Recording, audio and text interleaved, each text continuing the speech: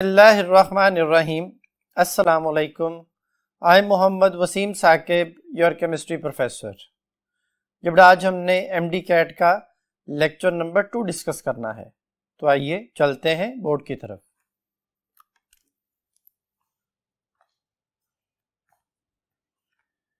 जी students, बेटा आज का जो हमारा टॉपिक है, जो लेक्चर है, उसमें हम हाइड्रोकार्बन्स के बारे में डिस्कस करेंगे।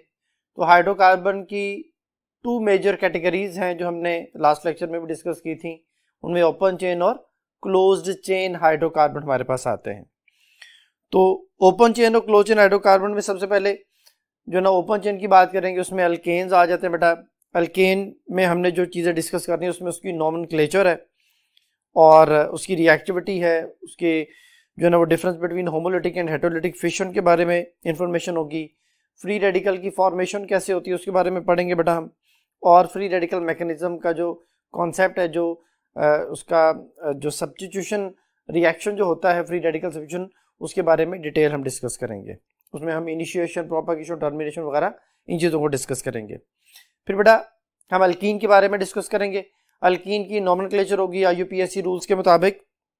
उसकी जो प्रिपरेशन है उसमें, जिसमें डिहाइड्रोहैलोजिनेशन है, डिहाइड्रेशन है, बाय कॉल्ब इलेक्ट्रोलिसिस है, बाय विसिनल डाइहैलाइड है जिसमें उसकी डिहाइड्रोजनेशन होगी, और पार्शियल हाइड्रोजनेशन ऑफ अल्काइन से भी हम इसकी प्रिपरेशन को डिस्कस करेंगे।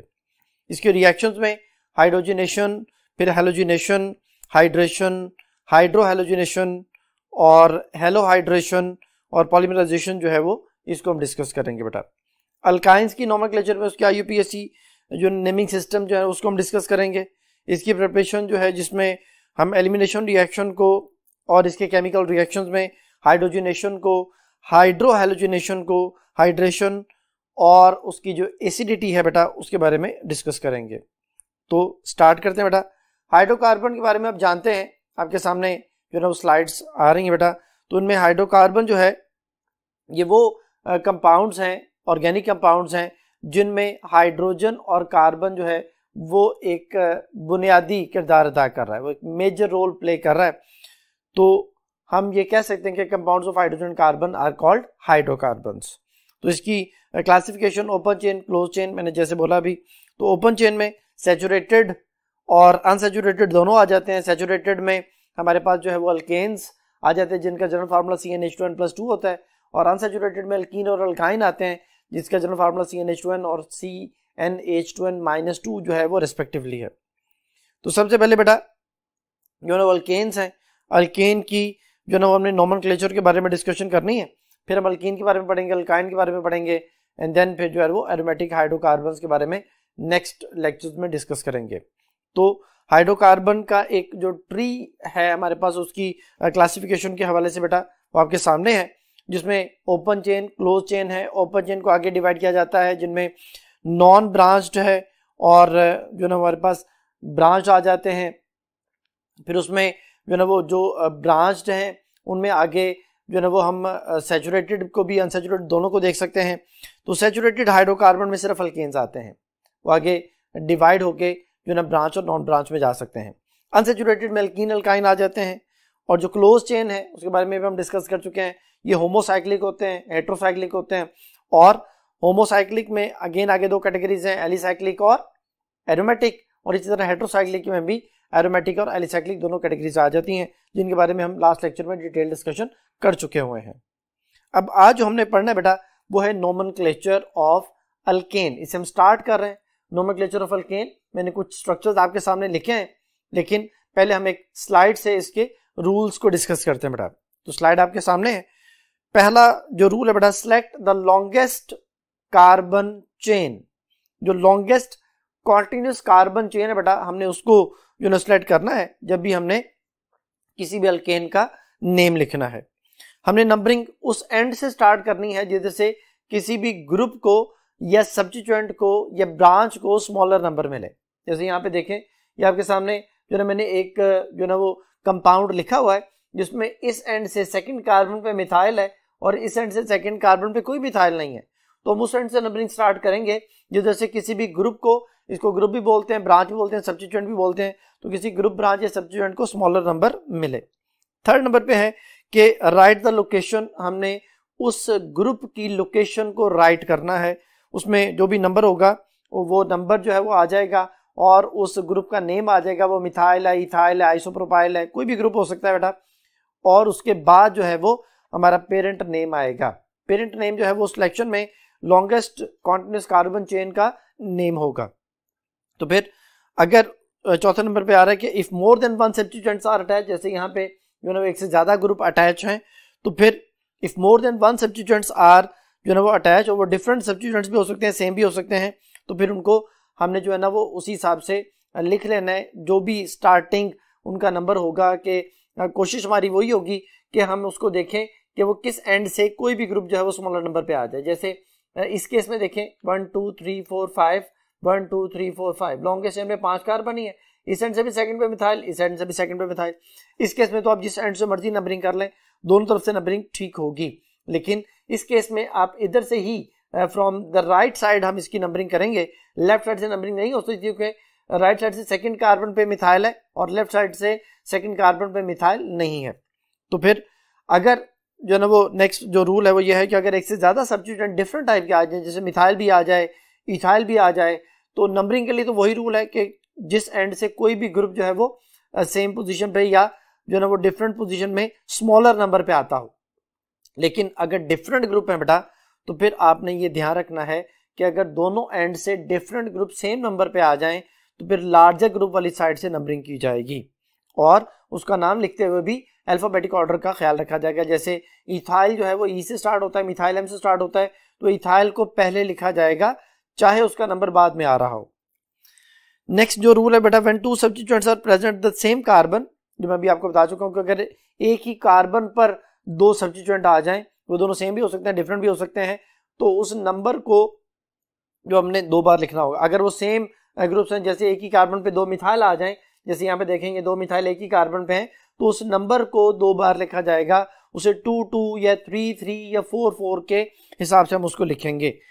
और 6 पॉइंट जो है ना वो ये है कि similar substituents are present more than once, अगर एक से ज्यादा ग्रुप जो हैं वो एक जैसे जो है ना वो आ जाएं, the number of carbon atom to which substituent is attached given each name, मतलब वो जो नंबर ऑफ कार्बन एटम है जिसके साथ सब्स्टिट्यूएंट अटैच है उसको हर दफा उस नंबर को लिखना पड़ेगा।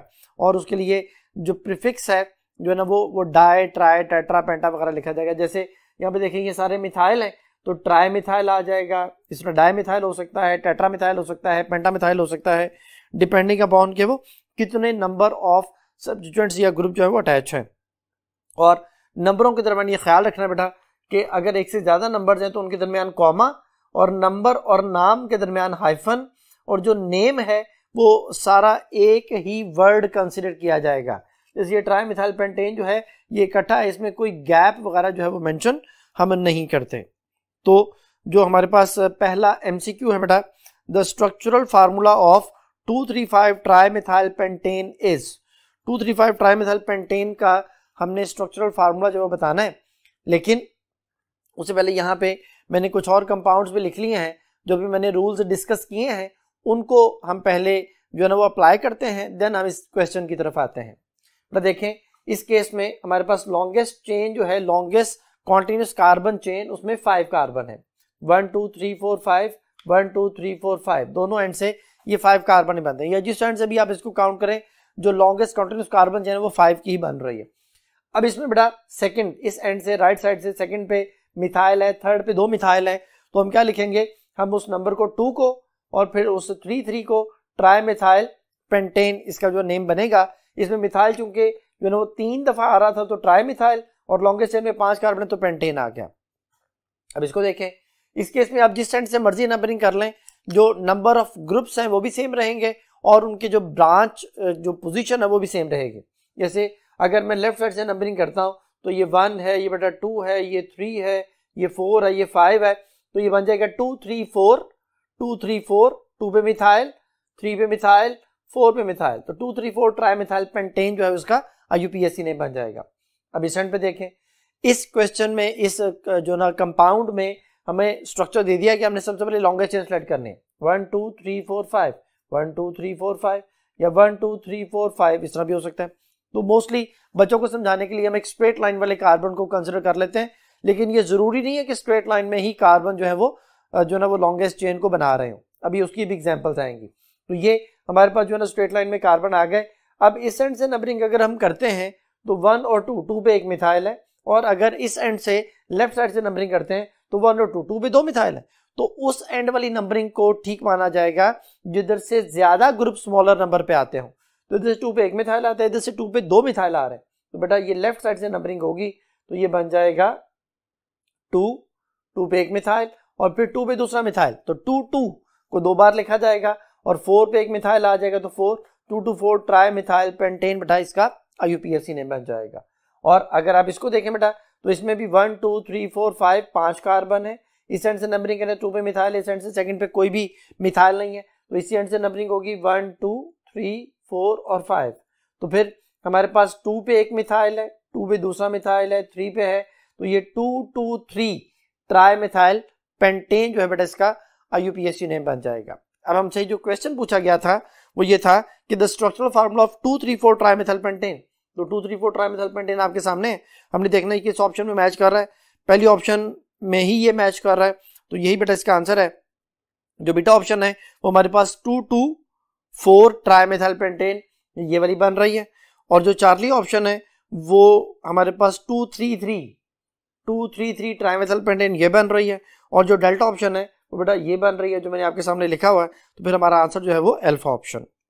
अब नेक्स्ट क्वेश्चन है which of the following is the correct name of the alkane. Alkane का करेक्ट नेम क्या होगा, उसने हमें स्ट्रक्चर दे दिया है, ये बेटा स्ट्रक्चर है, इसमें देखें 1 2 3 4 5 6 इस तरह 6 कार्बन बनते हैं, और 1 2 3 4 5 6 7 इस तरह 7 कार्बन बनते हैं। तो फिर जो ना हम बच्चों को ये कहते हैं कि अब यहाँ पे स्ट्रेट लाइन वाले कार्बन को काउंट नहीं करेंगे, हम इसे बोलेंगे कॉन्टिन्यूस कार्बन चेन। वो वाली कॉन्टिन्यूस कार्बन चेन जो इस तरह भी बन सकती है 1 2 3 4 5 6 7, तो ये लॉन्गेस्ट चेन होगी जिसमें 7 कार्बन आ रहे हैं, और उन 7 कार्बन की वजह से इसको हम कंसिडर करेंगे हेप्टेन। तो हेप्टेन में इस एंड से नंबर के लिए 1 2 3 पे कोई मिथाइल नहीं है, 1 2 3 पे एक मिथाइल है, तो नंबरिंग बेटा इस एंड से होगी, तो ये 3 4 5 6 और 7 की वजह से हेप्टेन, 3 पे मिथाइल, तो 3 मिथाइल हेप्टेन बेटा इसका IUPAC नेम बन जाएगा। जब बेटा नेक्स्ट स्ट्रक्चर को देखें, नेक्स्ट स्ट्रक्चर में हमारे पास जो है वो ये कंपाउंड का स्ट्रक्चर बना हुआ है। अब हमने अगेन उसी तरह से लॉन्गेस्ट चेन को सिलेक्ट करना है, 1 2 3 4 5 इस तरह से 5 बन रहे हैं, 1 2 3 4 5 6 इस तरह से 6 बन रहे हैं। तो ज्यादा जिसमें नंबर ऑफ कार्बन आते हैं वो वाली लॉन्गेस्ट चेन हम सिलेक्ट करेंगे, ये हमारे पास लॉन्गेस्ट चेन जो है वो सिलेक्ट हो गए बेटा। अब इस लॉन्गेस्ट चेन में 1 2 3 पे एक मिथाइल आ रहा है, अगर इस एंड से नंबरिंग करते हैं, और अगर इस एंड से नंबरिंग करते हैं 1 2 तो 2 पे 2 मिथाइल आ रहे हैं, तो फिर ये वाली नंबरिंग ज्यादा बेहतर होगी। हम इस एंड से नंबरिंग करेंगे 1 2 3 4 5 और 6। अब 2 पे बेटा एक मिथाइल है, 2 पे दूसरा मिथाइल है, और 4 पे हमारे पास जो है वो एक और मिथाइल है, यानी टोटल 3 मिथाइल ग्रुप हैं जो इस जो ना कंपाउंड में अटैच है। तो 2 2 4 ट्राई मिथाइल हेक्सेन इसका IUPAC नेम हो जाएगा। ये तो एक एक्स्ट्रा एग्जांपल मैंने बताई। क्वेश्चन ये था कि which of the following is the correct name of the alkane. Alkane का करेक्ट नेम क्या होगा, तो बेटा ये अल्केन का करेक्ट नेम जो है वो आपके सामने मैंने लिख दिया, 3 मिथाइल हेप्टेन। तो पहली ऑप्शन है 3 मिथाइल हेप्टेन, बीटा ऑप्शन है 2 इथाइल हेक्सेन, चौथी ऑप्शन है 2 मिथाइल हेप्टेन, और डेल्टा ऑप्शन है 2 इथाइल हेप्टेन। तो फिर हमारा आंसर जो है वो अल्फा ऑप्शन होगा बेटा। यहाँ पे बेटा एक और कॉन्सेप्ट याद रखिएगा, जो लॉन्गेस्ट चेन ऑफ अल्केन है बेटा उसमें सेकंड कार्बन पर इथाइल ग्रुप नहीं आता, वो उसकी लॉन्गेस्ट चेन कैसा बन जाता है। यानी अगर आप ये कहें कि ये इथाइल ग्रुप है और लॉन्गेस्ट चेन में ये 6 कार्बन है तो ये गलत हो जाएगा। जैसे मैं इसको समझाने के लिए एक एग्जांपल यहाँ पे सेपरेटली लिख देता हूँ, हम इसको यहाँ पे मेंशन कर देते हैं। जैसे ये देखें बेटा CH3 CH CH2 CH3 CH2 CH3।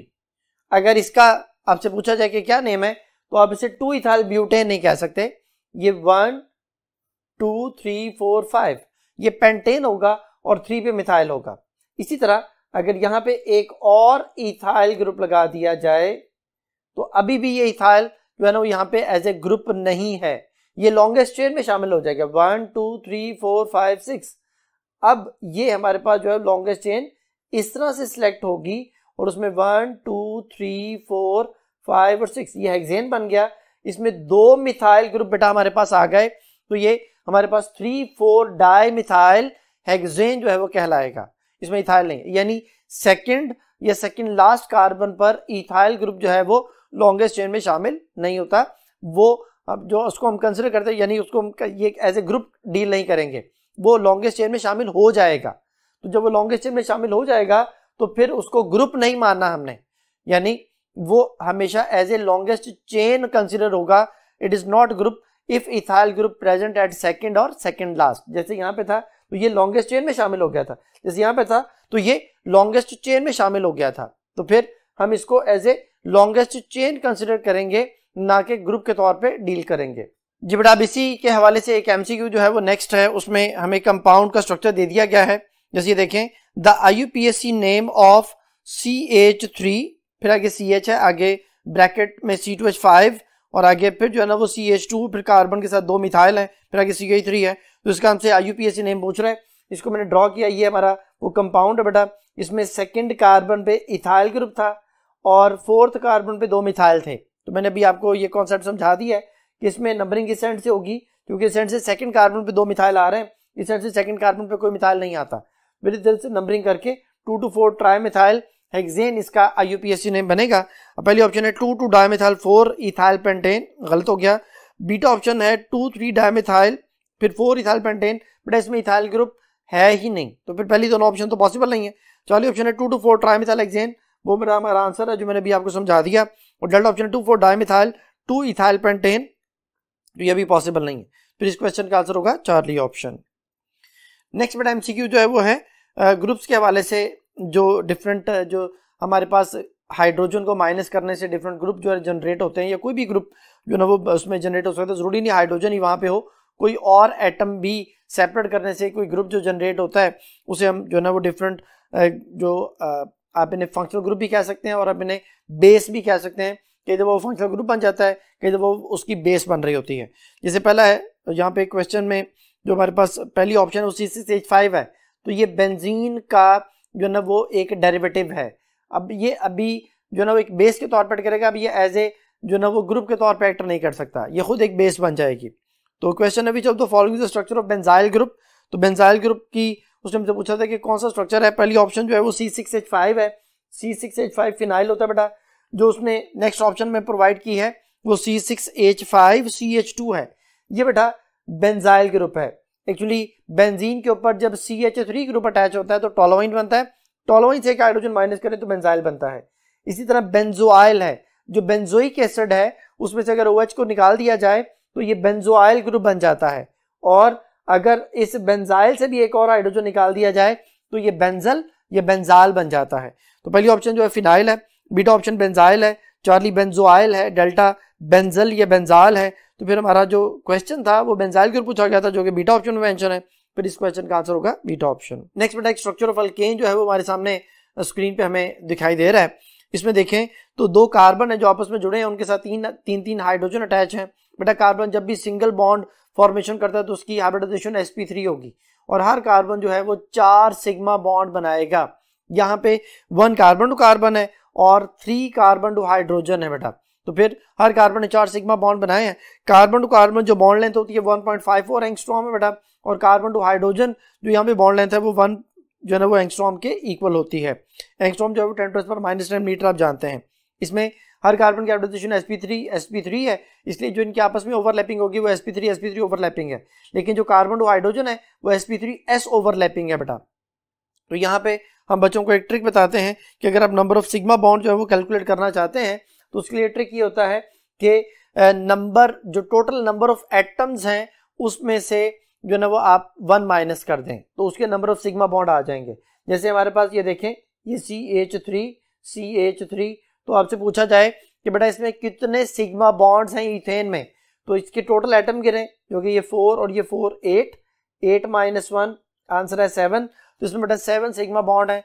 जो स्ट्रक्चर जो स्लाइड अभी आपके सामने जो ना वो आपको शो हो रही है उसमें देखें एक कार्बन टू कार्बन आ गया, 3 कार्बन हाइड्रोजनों के टोटल 7 सिग्मा बॉन्ड बनते हैं। तो इसको एक फाइंड आउट करने का ट्रिक है टोटल एटम -1। इसमें जो कार्बन टू हाइड्रोजन और कार्बन टू कार्बन जो बॉन्ड एंगल बन रहे हैं वो 109.5 है जो कि sp3 हाइब्रिडाइजेशन की वजह से होते हैं बेटा।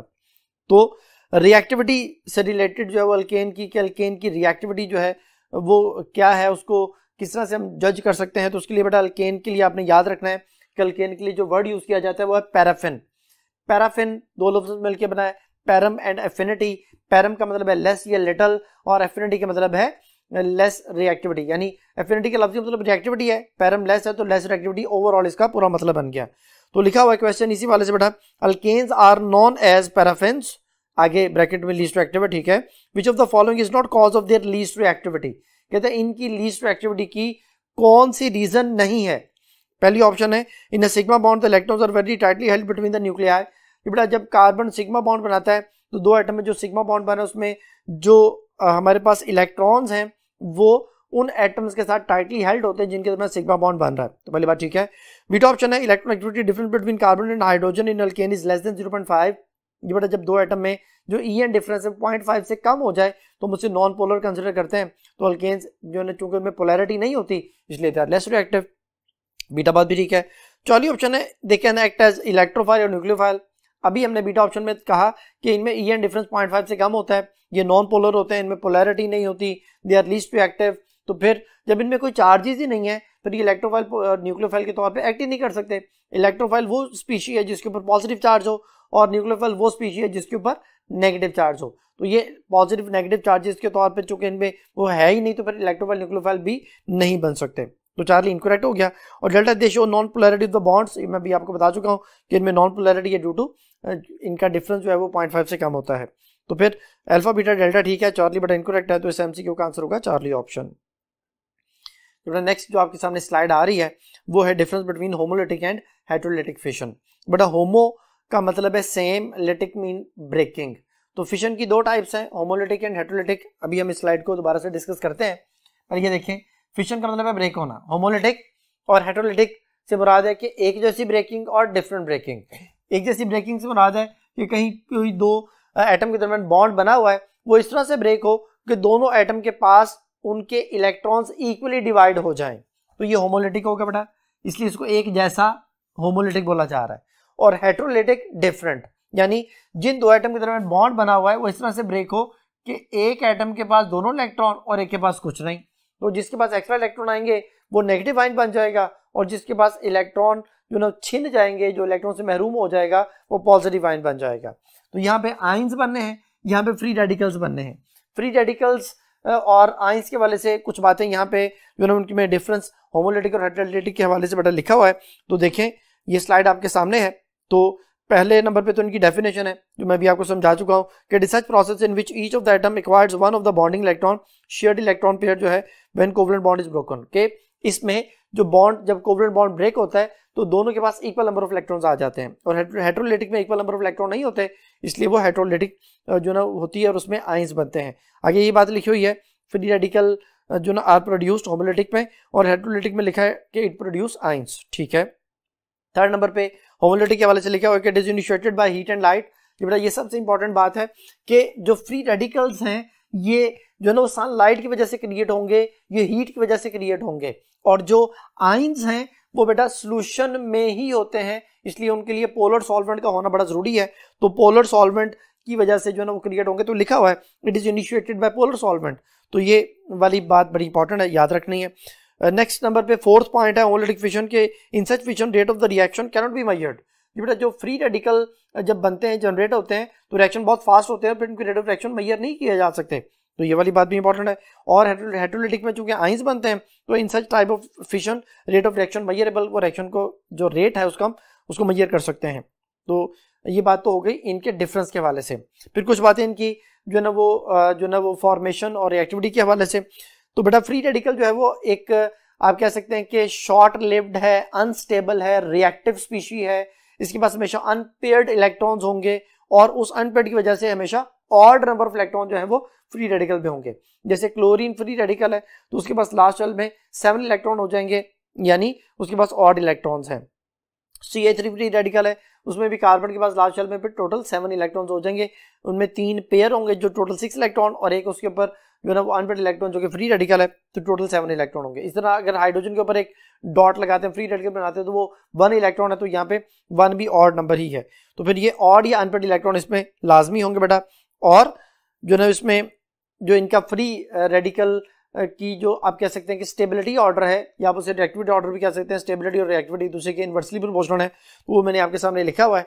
नंबर 1 पे सबसे ज्यादा रिएक्टिव जो ना वो तो हमारे पास विनाइल होता है। जो सबसे स्टेबल है वो हमारे पास ट्राइफिनाइल मिथाइल रेडिकल होगा बेटा, ये स्टेबिलिटी ऑर्डर आ गया। ये सबसे ज्यादा स्टेबल यानी लीस्ट रिएक्टिव, ये सबसे लेस स्टेबल यानी मोर रिएक्टिव।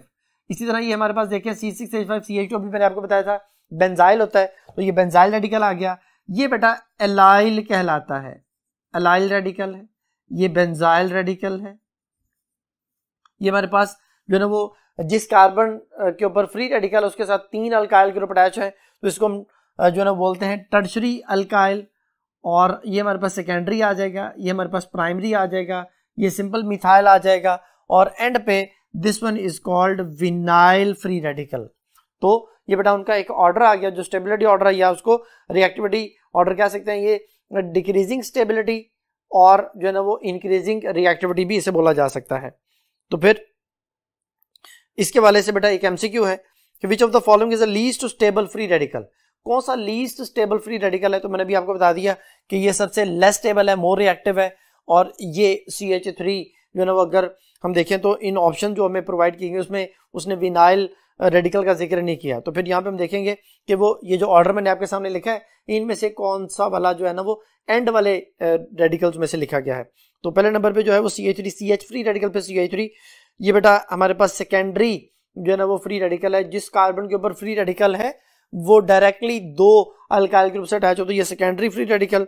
जो हमारे पास बीटा ऑप्शन है वो टर्शरी फ्री रेडिकल है बेटा। जो चार्ली ऑप्शन है वो प्राइमरी फ्री रेडिकल है, और जो डेल्टा ऑप्शन है वो CH3 फ्री रेडिकल है, जो कि ये मेंशन किया हुआ है। तो ये स्टेबिलिटी में सबसे एंड पे आ रहा है क्योंकि यहाँ पे विनाइल वाला ग्रुप मेंशन किया, तो फिर वो एंड पे आ जाएगा। जो सबसे लेस स्टेबल होगा वो मोर रिएक्टिव होगा, तो फिर यहाँ पे लीस्ट स्टेबल ही पूछा गया है जो कि डेल्टा ऑप्शन में मेंशन है, तो फिर इस क्वेश्चन का आंसर होगा डेल्टा ऑप्शन। जो नेक्स्ट क्वेश्चन जो ना भी हम उसको डिस्कस करने से पहले एक कॉन्सेप्ट समझते हैं कि मैकेनिज्म ऑफ द जो फ्री रेडिकल सब्स्टिट्यूशन है वो क्या है बेटा। फ्री रेडिकल सब्स्टिट्यूशन जो है ना बेटा अल्केन की वो होती है जो है ना वो हैलोजन की फ्री रेडिकल फॉर्मेशन से। तो हैलोजेंस में सबसे ज्यादा रिएक्टिव जो है ना बेटा फ्लोरीन है। ये वेरी वायलेंट रिएक्शन शो करता है बेटा, इवन इन द डार्कनेस जो है वो इसका वायलेंट रिएक्शन होता है।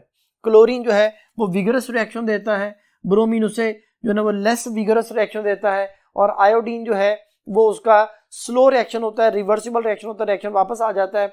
अगर हम चाहते हैं कि रिएक्शन को कंटिन्यू करें तो उसमें हम HI जो है वो ऐड कर देते हैं, जो कि आयोडीन को जनरेट करता है, तो रिएक्शन जो है उसको फिर कंटिन्यू करवाया जा सकता है। तो ये तो हो गया उनका एक रिएक्टिविटी डिक्रीजिंग ऑर्डर के। सबसे ज्यादा रिएक्टिव फ्लोरीन है हैलोजेंस के लिए, और उसके बाद क्लोरीन, फिर ब्रोमीन, आयोडीन। फ्लोरीन मैंने बोला कि डार्कनेस में भी रिएक्शन करता है, लेकिन क्लोरीन ब्राइट सनलाइट में एक्सप्लोसिव रिएक्शन, और डिफ्यूज्ड सनलाइट में ये थोड़ा स्लो रिएक्शन जो है ना शो करता है। डिफ्यूज लाइट बेटा क्या होती है? जो ट्रांसलूसेंट ग्लास में से किसी भी कंटेनर में एंटर होती है, तो उसको हम जो ना वो ट्रांसलूसेंट ग्लास की वजह से जो कुछ रोशनी की इंटेंसिटी कम हो जाती है, लाइट की इंटेंसिटी कम होती है, उस वजह से हम ये कहते हैं कि ये डिफ्यूज होके उस कंटेनर में आ रही है। उसकी इंटेंसिटी कम होने की वजह से रिएक्शन ऑटोमेटिकली स्लो हो जाता है। ब्राइट सनलाइट में फ्री रेडिकल ज्यादा जनरेट होते हैं, ज्यादा एक्सप्लोजन हो जाता है। तो फिर आप ये कह सकते हैं कि इनकी अमाउंट, इनकी जो एक्सटेंट ऑफ हैलोजिनेशन है वो इनकी क्वांटिटी पे भी डिपेंड करती है कि क्वांटिटी कितनी यूज की जा रही है, और सनलाइट की इंटेंसिटी पे भी डिपेंड करती है। तो डिफ्यूज सनलाइट में रिएक्शन होता है बेटा जिसमें 3 स्टेप हैं। उन 3 स्टेप में सबसे पहले इनिशिएशन है। इनिशियल से बेटा इसमें फ्री रेडिकल्स जनरेट होते हैं, यानी यहाँ पे नेट फ्री रेडिकल की जो कॉन्सेंट्रेशन है वो बढ़ जाएगी। तो फ्री रेडिकल्स बढ़ गए। ये H जो है वो सिंबल है सनलाइट का, फोटोन का सिंबल है, बेसिकली फोटोन की एनर्जी का सिंबल है। तो ये डिफ्यूज सनलाइट की वजह से 2 फ्री रेडिकल जनरेट होगा। लेकिन नेक्स्ट जो है ना वो हमारा मेजर काम है, दैट इज प्रोपागेशन।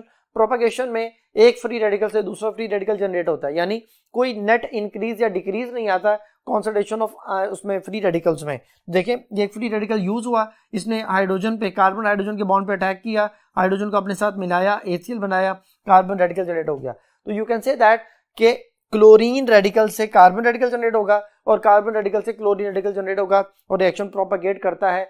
तब तक रिएक्शन चलता है जब तक कार्बन के साथ मौजूद तमाम हाइड्रोजन रिप्लेस होके हैलोजेंस के साथ रिएक्शन कंप्लीट ना हो जाए। और एट द एंड अगर आप रिएक्शन को टर्मिनेट करना चाहते हैं, रोकना चाहते हैं, तो इसमें क्या होता है कि दो फ्री रेडिकल्स मिलके रिएक्शन को स्टॉप कर देते हैं, टर्मिनेट कर देते हैं। जैसे यहाँ पे दिखाया गया है कि ये मिथाइल रेडिकल क्लोरीन रेडिकल के साथ मिलके मिथाइल क्लोराइड जो है वो बना लेता है। ये बेटा उसका एक ओवरऑल एक मैकेनिज्म हमारे सामने आ गया, जिसके 3 स्टेप हैं, मैंने आपके सामने इनको डिस्कस कर लिया। अब इसका एक रिएक्शन ऑफ जो अल्केन्स के वाले से, हैलोजिनेशन के वाले से एक जो है स्लाइड आपके सामने है कि ये फोटोकेमिकल रिएक्शन है, लाइट बेस्ड रिएक्शन है, लाइट की वजह से रिएक्शन स्टार्ट होता है। इनिशिएशन इसी चीज को शो कर रही होती है कि ये रिएक्शन स्टार्ट ही लाइट से होगा और डिफ्यूज सनलाइट की मौजूदगी में होता है। ये भी बता चुका हूँ। ऑर्डर ऑफ रिएक्टिविटी आपके सामने बता दिया है कि फ्लोरीन सबसे ज्यादा रिएक्टिव है, फ्री रेडिकल सब्स्टिट्यूशन मैकेनिज्म को फॉलो करते हैं। 3 स्टेप है, इनिशिएशन, प्रोपागेशन और टर्मिनेशन। और इसमें मैंने जो भी आपको बताया कि अल्काइल आयोडाइड से जो है वो उसको हम डायरेक्टली प्रिपेयर नहीं कर सकते। अगर हम उस रिएक्शन को कैरी आउट करवाना चाहते हैं तो फिर हम आयोडिक एसिड ऐड करेंगे ताकि वो रिएक्शन को कंटिन्यू फॉरवर्ड डायरेक्शन में करवा सके, रिएक्शन रिवर्स ना हो सके। या फिर हम कोई भी अल्काइल जो है ना वो क्लोराइड या ब्रोमाइड वगैरह बना लेते हैं और उसको फिर जो है ना वो हम फिंकलस्टीन रिएक्शन में सोडियम आयोडाइड के साथ मिला के अल्काइल आयोडाइड को प्रिपेयर कर लेते हैं। तो बट इसके वाले से, इनकी ऑर्डर ऑफ रिएक्टिविटी के वाले से एमसीक्यू देखें। The order of reactivity of halogens with alkane is, कि अल्केन की रिएक्टिविटी का ऑर्डर बेटा आपके सामने मैं बता चुका हूं। अब हमने देखना है कि कौन सी ऑप्शन इससे मैच करती है। पहले ऑप्शन में आयोडीन से ज्यादा रिएक्टिव फ्लोरीन, उससे ज्यादा रिएक्टिव क्लोरीन, फिर ब्रोमीन, गलत हो गया। बीटा ऑप्शन में आयोडीन से ज्यादा रिएक्टिव क्लोरीन है, फिर ब्रोमीन जो है वो सबसे ज्यादा रिएक्टिव शो कर दी है, तो ये भी पॉसिबल नहीं है। फ्लोरीन सबसे ज्यादा रिएक्टिव होना चाहिए था, बीटा भी जो है ना इसको मैच नहीं करती। चार्ली में फ्लोरीन जो है वो हमारे पास सबसे लीस्ट रिएक्टिव, उससे ज्यादा क्लोरीन, फिर ब्रोमीन, ये भी गलत हो गया।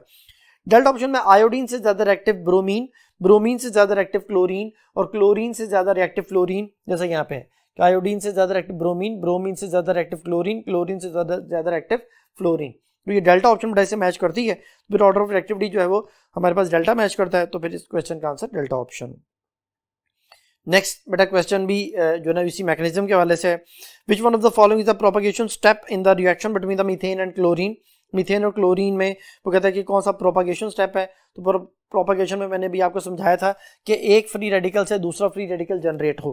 तो बेटा देखें, पहले ऑप्शन में हमारे पास मीथेन प्लस क्लोरीन आयन लिखा हुआ है। डायरेक्शन में जो हमारे पास फ्री रेडिकल सब्स्टिट्यूशन मैकेनिज्म है बेटा, उसमें हमारे पास जो है वो आयंस नहीं बनते, रेडिकल्स बनते हैं, इसलिए अल्फा पॉसिबल नहीं है।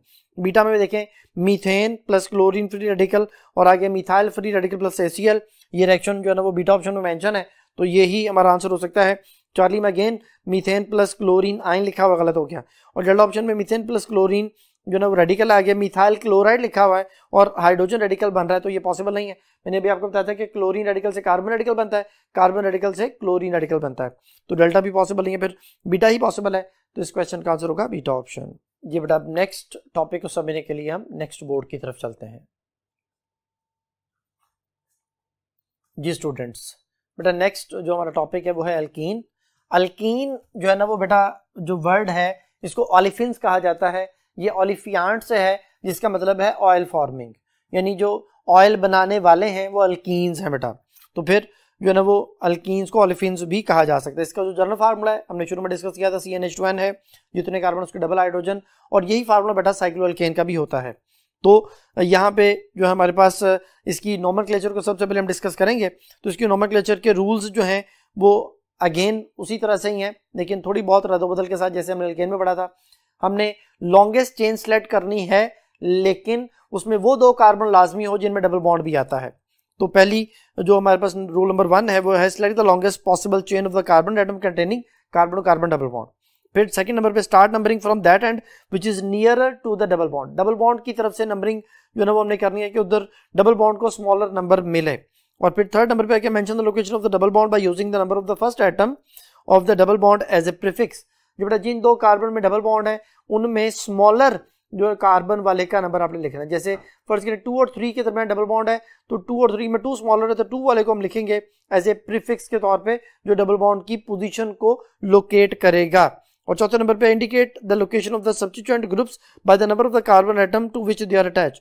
उसके बाद फिर हम जो है ना वो देखेंगे कि ग्रुप किस नंबर पे अटैच है, उसको हम उसका नंबर को इंडिकेट करेंगे और जो है ना उसको लिखते हुए, नाम लिखते हुए हमने शुरू में लिखना है। जैसे 3 मिथाइल 1 हेक्सीन, तो 3 मिथाइल बाद में आ रहा है और 1 हेक्सीन डबल बॉन्ड पहले नंबर पे आ रहा है, तो हमने ग्रुप को पहले ही लिखना है। जो हमारे पास एल्कीन का नेम है वैसे पेरेंट नेम कंसिडर होगा जो एट द एंड आएगा।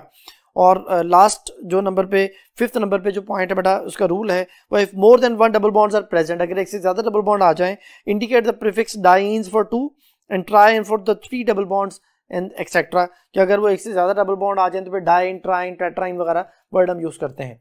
तो देखें हमारे पास जैसे ये कंपाउंड मैंने आपके सामने लिखा है, इसमें अगर आप नंबरिंग करते हैं तो वो नंबरिंग जो है वो उस साइड से होगी जिधर से डबल बॉन्ड को स्मॉल नंबर मिले। अगर हम इधर से नंबरिंग करते हैं कि 1 2 3 4 पे डबल बॉन्ड आ रहा है और इधर से 1 2 पे डबल बॉन्ड आ रहा है, तो हमने ग्रुप को नहीं देखना, हमने सबसे पहले डबल बॉन्ड को देखना है कि वो किस साइड से स्मॉल नंबर पे है। तो 1 2 पे हमारे पास जो है ना डबल बॉन्ड आ गया, 3 पे कुछ नहीं है, 4 पे कुछ नहीं है, 5 पे 2 मिथाइल है और 6, तो लॉन्गेस्ट चेन में 6 कार्बन है। तो अब ये हेक्स जो है ना वो 6 को शो करेगा और डबल बॉन्ड 1 है तो इन, और डबल बॉन्ड की पोजीशन जो है वो बेटा 2 है, तो 2 indicate the position of hex. आप इसको यूं भी लिख सकते हैं कि आप हेक्स लिखें और हेक्स के बाद 2 इन लिखें, यानी ये 2 सिर्फ और सिर्फ जो है वो डबल बॉन्ड की पोजीशन को इंडिकेट करने के लिए है। अब उसमें आ जाएंगे ग्रुप्स। ग्रुप बेटा इसमें टोटल 3 है, 3 मिथाइल है। अब यहाँ पे 2 पे मिथाइल और 5 पे 2 मिथाइल, तो 2 5 5, यानी उसी तरह से उन नंबर्स के दरमियान कॉमा और नंबर और नाम के दरमियान हाइफन, और 3 मिथाइल है, ट्राई मिथाइल 2 हेक्सीन हमारे पास आ गया। इसी तरह एक और एग्जांपल अगर हम कंसीडर करते हैं बेटा, ये देखें ये CH2 डबल बॉन्ड फिर कार्बन, उसके साथ हम एक जो ना वो ब्रांच अटैच कर देते हैं, जैसे इथाइल ग्रुप है बेटा, और फिर ये CH2 CH2 CH3, ये बेटा लॉन्गेस्ट चेन मैंने लिख ली। अब यहाँ पे 2 पे इथाइल आ सकता है, अल्केन में ऐसा नहीं हो सकता, यहाँ पे आ सकता है। देखिए 1 2 3 4 इस तरह 4 बनते हैं, 1 2 3 4 5 6 इस तरह 6 बनते हैं, लेकिन इसमें 6 जो मैंने अभी काउंटिंग की है इसमें वो वाले 2 कार्बन नहीं आ रहे जिनमें डबल बॉन्ड मौजूद था, तो वो वाले 2 कार्बन लाजमी आने चाहिए चाहे लॉन्गेस्ट चेन की लेंथ कम हो जाए। तो इस तरह 1 2 3 4 5 6 बनते हैं, 1 2 3 4 5 बनते हैं, तो हम 5 वाले को कंसिडर करेंगे, हम 6 वाले चेन को कंसिडर नहीं करेंगे। बड़ा ये लॉन्गेस्ट चेन होगी, इस लॉन्गेस्ट चेन में हमारे पास नंबरिंग डबल बॉन्ड वाली साइड से ही हमने की। अब 2 पे बेटा इथाइल ग्रुप आ चुका है, तो अब हम इसे लिखेंगे 2 इथाइल, पहला जो वर्ड है वो कैपिटल, ये बाय कन्वेंशन है, रूल कोई नहीं है। 2 इथाइल बेटा आ गया, और 2 इथाइल के बाद जो है वो हम नंबर लिखेंगे डबल बॉन्ड का जो कि 1 है, तो 1 पेंटीन जो है वो इसका टोटल नेम बन जाएगा, तो 2 इथाइल 1 पेंटीन इसका यूपीएससी नेम हो जाएगा। तो बेटा अब इसी से रिलेटेड एक MCQ, consider the following structure formula of the alkyne. Alkyne का स्ट्रक्चर फार्मूला बेटा आपके सामने दिया गया है, ये देखें यही वाला जो मैंने भी आपके सामने लिखा था। 2 पे 1 मिथाइल है, 5 पे 2 मिथाइल है, तो the correct name according to the UPSC rules is, तो मैं अभी आपको समझा चुका हूँ। ये 255 ट्राई मिथाइल 2 हेक्सीन है बेटा, जो कि अल्फा ऑप्शन में मेंशन है, बाकी ऑप्शन मैच नहीं करती, तो फिर इस क्वेश्चन का आंसर होगा अल्फा ऑप्शन। ये बेटा नेक्स्ट जो क्वेश्चन है वो एक से ज्यादा डबल बॉन्ड से रिलेटेड है बेटा। The UPSC name of the following compound, compound बेटा मैंने यहाँ पे लिख लिया है, तो इसका यूपीएससी नेम क्या होगा। तो बेटा देखें इसमें इस एंड से डबल बॉन्ड 1 पे आ रहा है, और अगर हम इस एंड से नंबरिंग करते हैं तो डबल बॉन्ड 1 पे नहीं था, फिर उस एंड से नंबरिंग की जाएगी जिससे से कोई भी एक डबल बॉन्ड जो है वो स्मॉलर नंबर पे आ जाए। तो फिर हमारे पास 1 पे डबल बॉन्ड है, फिर 3 पे डबल बॉन्ड है और 5 पे डबल बॉन्ड है, तो 1 फिर उसके बाद 3 फिर उसके बाद 5 और 7 कार्बन की वजह से हेप्टा, और ट्राई इन जो है वो बेटा 3 दफा डबल बॉन्ड है जो कि उसकी पोजीशन को मेंशन कर रहा है बेटा। तो फिर ये हमारे पास बन जाएगा 1 3 5 हेप्टा ट्राइन। अब पहले ऑप्शन है 2 4 5 ट्राई हेप्टीन लिखा हुआ है, ट्राई हेप्टीन नहीं लिखना, हेप्टा ट्राई इन लिखना बेटा। या अगर 2 दफा डबल बॉन्ड आ जाता, जैसे ब्यूटाडाइन होता है, पेंटाडाइन होता है, तो हमने जो डाई का वर्ड है वो डबल बॉन्ड के नाम से पहले लिखना है, ट्राई का जो वर्ड है वो डबल बॉन्ड के नाम से पहले लिखना है, तो ट्राई इन है, ट्राई हेप्टीन नहीं होगा, वो गलत हो जाएगा। तो फिर पहला तो पॉसिबल नहीं है बेटा, 1 3 5 हेप्टाट्राइन ठीक है, और जो चार्ली ऑप्शन है वो है 2 4 6 ट्राई हेप्टीन, तो ये भी गलत, और डेल्टा ऑप्शन है 2 4 6 हेप्टाट्राइन, तो ये भी गलत, नंबरिंग ठीक नहीं है। तो फिर इस क्वेश्चन का आंसर हुआ बीटा ऑप्शन। ये बेटा नेक्स्ट जो हमारे पास कॉन्सेप्ट है, जो नेक्स्ट टॉपिक हमने पढ़ना है वो है preparatory method of the alkenes by elimination method. Elimination बेटा वो प्रोसेस है जिसमें कार्बन और कार्बन डबल बॉन्ड बनता है। तो आप कह सकते हैं कि एल्कीन की प्रिपरेशन के सारे मेथड ही जो है ना वो हमारे पास एलिमिनेशन मेथड है, लेकिन इसमें कई दफ़ा जो है ना वो इसमें चेंज आ जाता है। जैसे जो है ना वो हमारे पास कॉल्ब इलेक्ट्रोलिसिस है, तो उसमें फ्री रेडिकल्स पहले जनरेट होते हैं, देन उसे जो है बनता है, तो वो एलिमिनेशन मेथड में कैटेगरी में नहीं आता, उसको हम जो है ना वो अदर मेथड्स में कंसिडर करते हैं। बाय एलिमिनेशन मेथड जो है जिसमें कोई दो एटम्स माइनस हो और कार्बन कार्बन डबल बॉन्ड जो है वो जनरेट हो जाए, उसे एलिमिनेशन मेथड कहा जाता है बेटा। तो क्वेश्चन है which of the following methods can not be used to prepare alkene, कौन सा मेथड जो है वो एल्कीन को प्रिपेयर करने के लिए यूज नहीं होगा। पहली ऑप्शन है by the dehydrohalogenation of alkyl halide, beta option है by the dehydration of alcohol, Charlie option है by dehalogenation of vicinal dihalide, और डेल्टा ऑप्शन है बाय डीहाइलोजिनेशन ऑफ टेट्राहैलाइड। तो बेटा देखें आंसर एक्सप्लेनेशन में ये तमाम रिएक्शन आपके सामने है। नंबर 1 पे जो हमारे पास पहली ऑप्शन है वो है डीहाइड्रोहैलोजिनेशन ऑफ अल्काइल हैलाइड। इसके लिए बेटा कोई भी अल्काइल हैलाइड लिया जाता है और उसमें अल्कोहलिक QH ऐड की जाती है। अल्कोहलिक QH जो है ना बेटा वो अल्फा कार्बन से हैलोजन को और बीटा कार्बन से हाइड्रोजन को माइनस करती है। जैसे यहाँ पे मैं इसको समझाने के लिए लिखता हूँ बेटा, ये देखें ये है CH3 CH2Br, इसमें हमने ऐड किया अल्कोहलिक KOH। अल्कोहल बेटा यहाँ पे एक सॉल्वेंट है, KOH उसके अंदर सॉल्यूट है। अब ये क्या करेगा, ये बेटा अल्कोहलिक KOH अल्फा कार्बन से हैलोजन को और बीटा कार्बन से हाइड्रोजन को माइनस करता है और अल्फा बीटा में डबल बॉन्ड क्रिएट करता है, प्लस आगे KBr आ जाएगा, प्लस वाटर आ जाएगा। तो ये हमारा मेजर पर्पज जो है वो अल्कीन की फॉर्मेशन है, इसमें दो एटम माइनस हुए और कार्बन कार्बन डबल बॉन्ड बन गया, ये एलिमिनेशन है।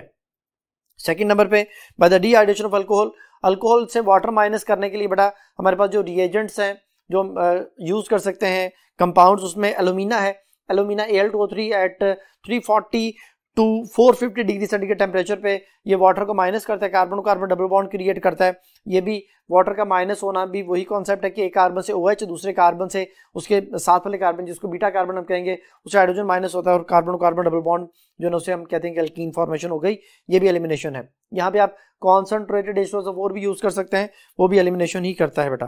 तो उसके लिए डिफरेंट कॉन्सेंट्रेशन हैं। आंसर एक्सप्लेनेशन में उसने 75% H2SO4 के साथ 140 टू 170 डिग्री सेंटीग्रेड पे इथाइल अल्कोहल से जो है ना वो इथीन बनाया हुआ बेटा।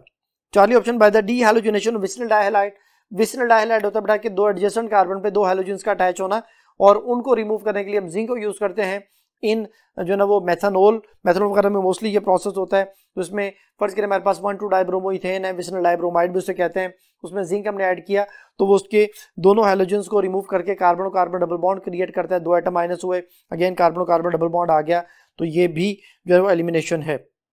अब जो डेल्टा ऑप्शन है by the dehalogenation of tetrahalide, तो टेट्राहैलाइड के लिए बेटा हमें जिंक को 2 बार जो है ना वो ऐड करना पड़ेगा, या जिंक के 2 मोल्स हमें जो है ना वो उसमें यूज करने पड़ेंगे। एक दफा जिंक 2 हैलोजन को माइनस करता है, एक पाई बॉन्ड क्रिएट हो गया, दोबारा फिर जिंक जो है 2 हैलोजन को रिमूव करेगा, एक और पाई बॉन्ड क्रिएट होगा।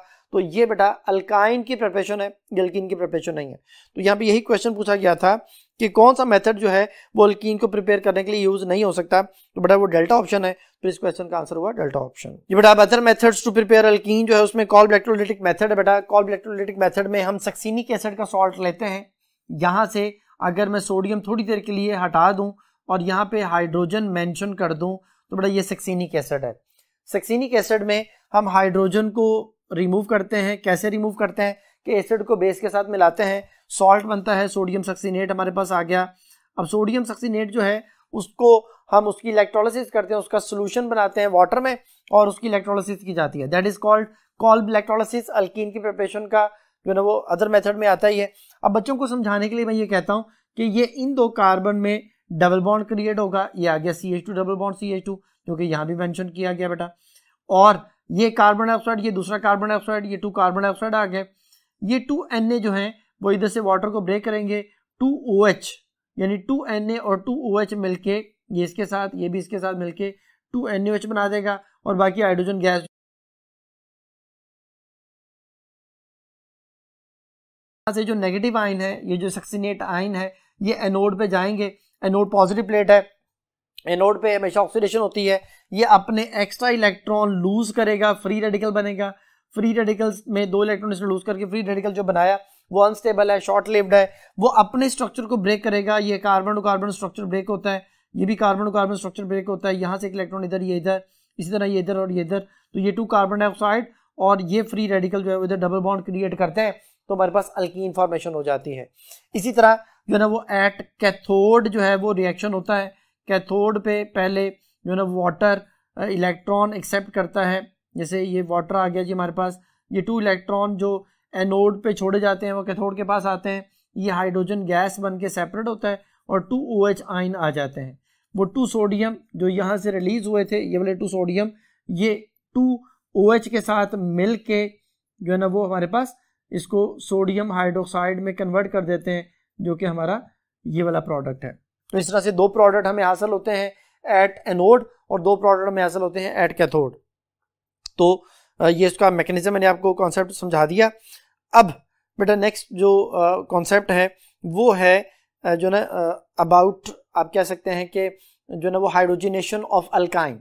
अल्काइन जो है बेटा उसमें कार्बन कार्बन ट्रिपल बॉन्ड है, और अगर डिफरेंट ग्रुप अटैच हैं उन ट्रिपल बॉन्डेड कार्बन के साथ, तो फिर आप जो है वो सेम ग्रुप पे भी कर सकते हैं और डिफरेंट ग्रुप पे भी कर सकते हैं, फिर आप उसके सिस या ट्रांस जो है ना वो उनकी फॉर्मेशन कर सकते हैं। जैसे हम यहाँ पे देखें मेंशन करते हैं कि ये हमारे पास जो है CH3 C triple bond C CH3, ये बेटा एक जो ना वो अल्काइन है, 2 ब्यूटाइन बेटा हमारे पास है।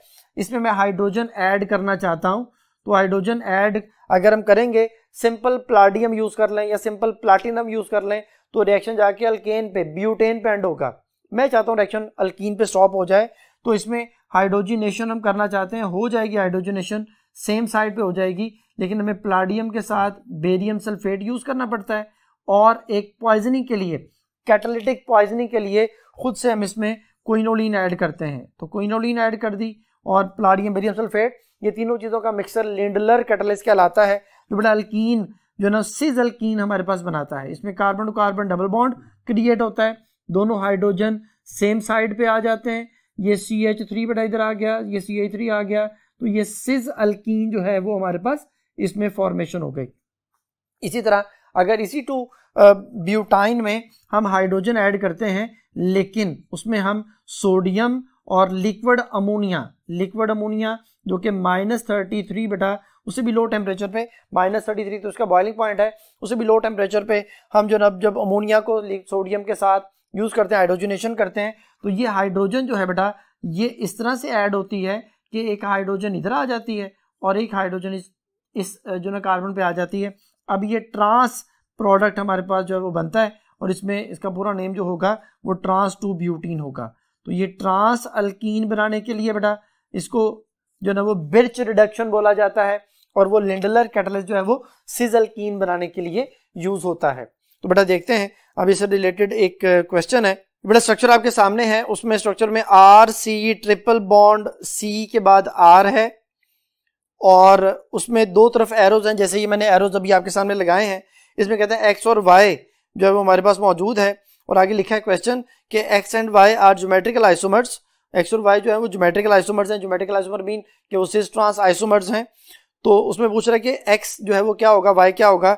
तो X के नीचे सिस फॉर्म लिखा है, Y के नीचे ट्रांसफॉर्म लिखा हुआ बेटा। तो देखिए सोडियम लिक्विड अमोनिया वाली साइड को उसने Y लिखा हुआ है, ये Y है, यानी ये ट्रांस है, और इस वाली साइड को उसने X लिखा हुआ है, ये सिस है। फिर X सिस है और Y जो है वो हमारे पास ट्रांस है। तो फिर पहली ऑप्शन हमारा आंसर हो सकता है, क्योंकि बीटा ऑप्शन में उसने दोनों में सिस लिख दी है, और चार्ली में पहले X वाले को ट्रांस लिखा है और Y वाले को सिस लिख दिया, वो भी गलत, और डेल्टा ऑप्शन में दोनों को ट्रांस लिख दिया, वो भी गलत। तो फिर इस क्वेश्चन का आंसर जो है वो हमारे पास अल्फा ऑप्शन बनता है, जिसमें X जो है वो हमारे पास ये है जो कि सिस है, और Y जो है जो ट्रांसफॉर्म में हमारे पास प्रोडक्ट बन रहा है बेटा। ये बेटा अब नेक्स्ट जो स्लाइड आपके सामने है उसमें स्ट्रक्चर ऑफ अल्कीन को शो किया गया है। स्ट्रक्चर ऑफ अल्कीन जो है उसमें आप देख सकते हैं कि इथीन का स्ट्रक्चर जो है वो बना हुआ है, और ये उसका हाइब्रिड स्ट्रक्चर भी आपके सामने, और इसका स्ट्रक्चरल फॉर्म भी जो है वो मेंशन की गई है। इथीन का बेटा कॉमन नेम इथाइलिन होता है, तो इथाइलिन कह दें, इथीन कहते हैं, दोनों बातें ठीक हैं। इसमें जो दोनों कार्बन है वो डबल बॉन्ड बना रहे हैं, उस डबल बॉन्ड को हमने यहाँ पे पर्पल जो ना वो कलर से शो किया है, जो कि अनहाइब्रिड जो ना वो ऑर्बिटल की वजह से बनता है, पाई बॉन्ड बनता है बेटा। और जो येलो कलर से शो किया गया वो carbon to carbon sigma bond, और कार्बन टू हाइड्रोजन भी सिग्मा बॉन्ड है। हाइड्रोजन को ग्रीन कलर से बेटा शो किया गया है। इसमें जो carbon to carbon sigma bond बना है वो sp2 sp2 ओवरलैपिंग से बनता है, क्योंकि दोनों कार्बन sp2 हाइब्रिडाइज्ड हैं, और उनके साथ जो हाइड्रोजन है वो sp2s ओवरलैपिंग से सिग्मा बॉन्ड बना रहे हैं। पाई बॉन्ड जो है वन हाइब्रिड की वजह से बना। अब यहाँ पे जो सारी जो एक्सप्लेनेशन है बेटा वो जो ना उस एक क्वेश्चन से मजीद क्लियर हो जाएगी। क्वेश्चन है कि which of the following statement is incorrect about the ethene which show trigonal planet structure. बेटा जो कार्बन है जब वो sp2 हाइब्रिडाइजेशन शो करता है तो हर कार्बन ट्राइगोनल प्लेनेट स्ट्रक्चर को शो करता है। तो ठीक है, ट्राइगोनल प्लेनेट स्ट्रक्चर तो उसने क्वेश्चन के अंदर कह दिया। कहता है कौन सी बात इस वाले से गलत है? तो पहले option it has 5 sigma bond and 1 pi bond. थोड़ा देखें यहाँ पे मैं इसको जो ना वो बनाता हूँ, ये देखें ये है ईथीन,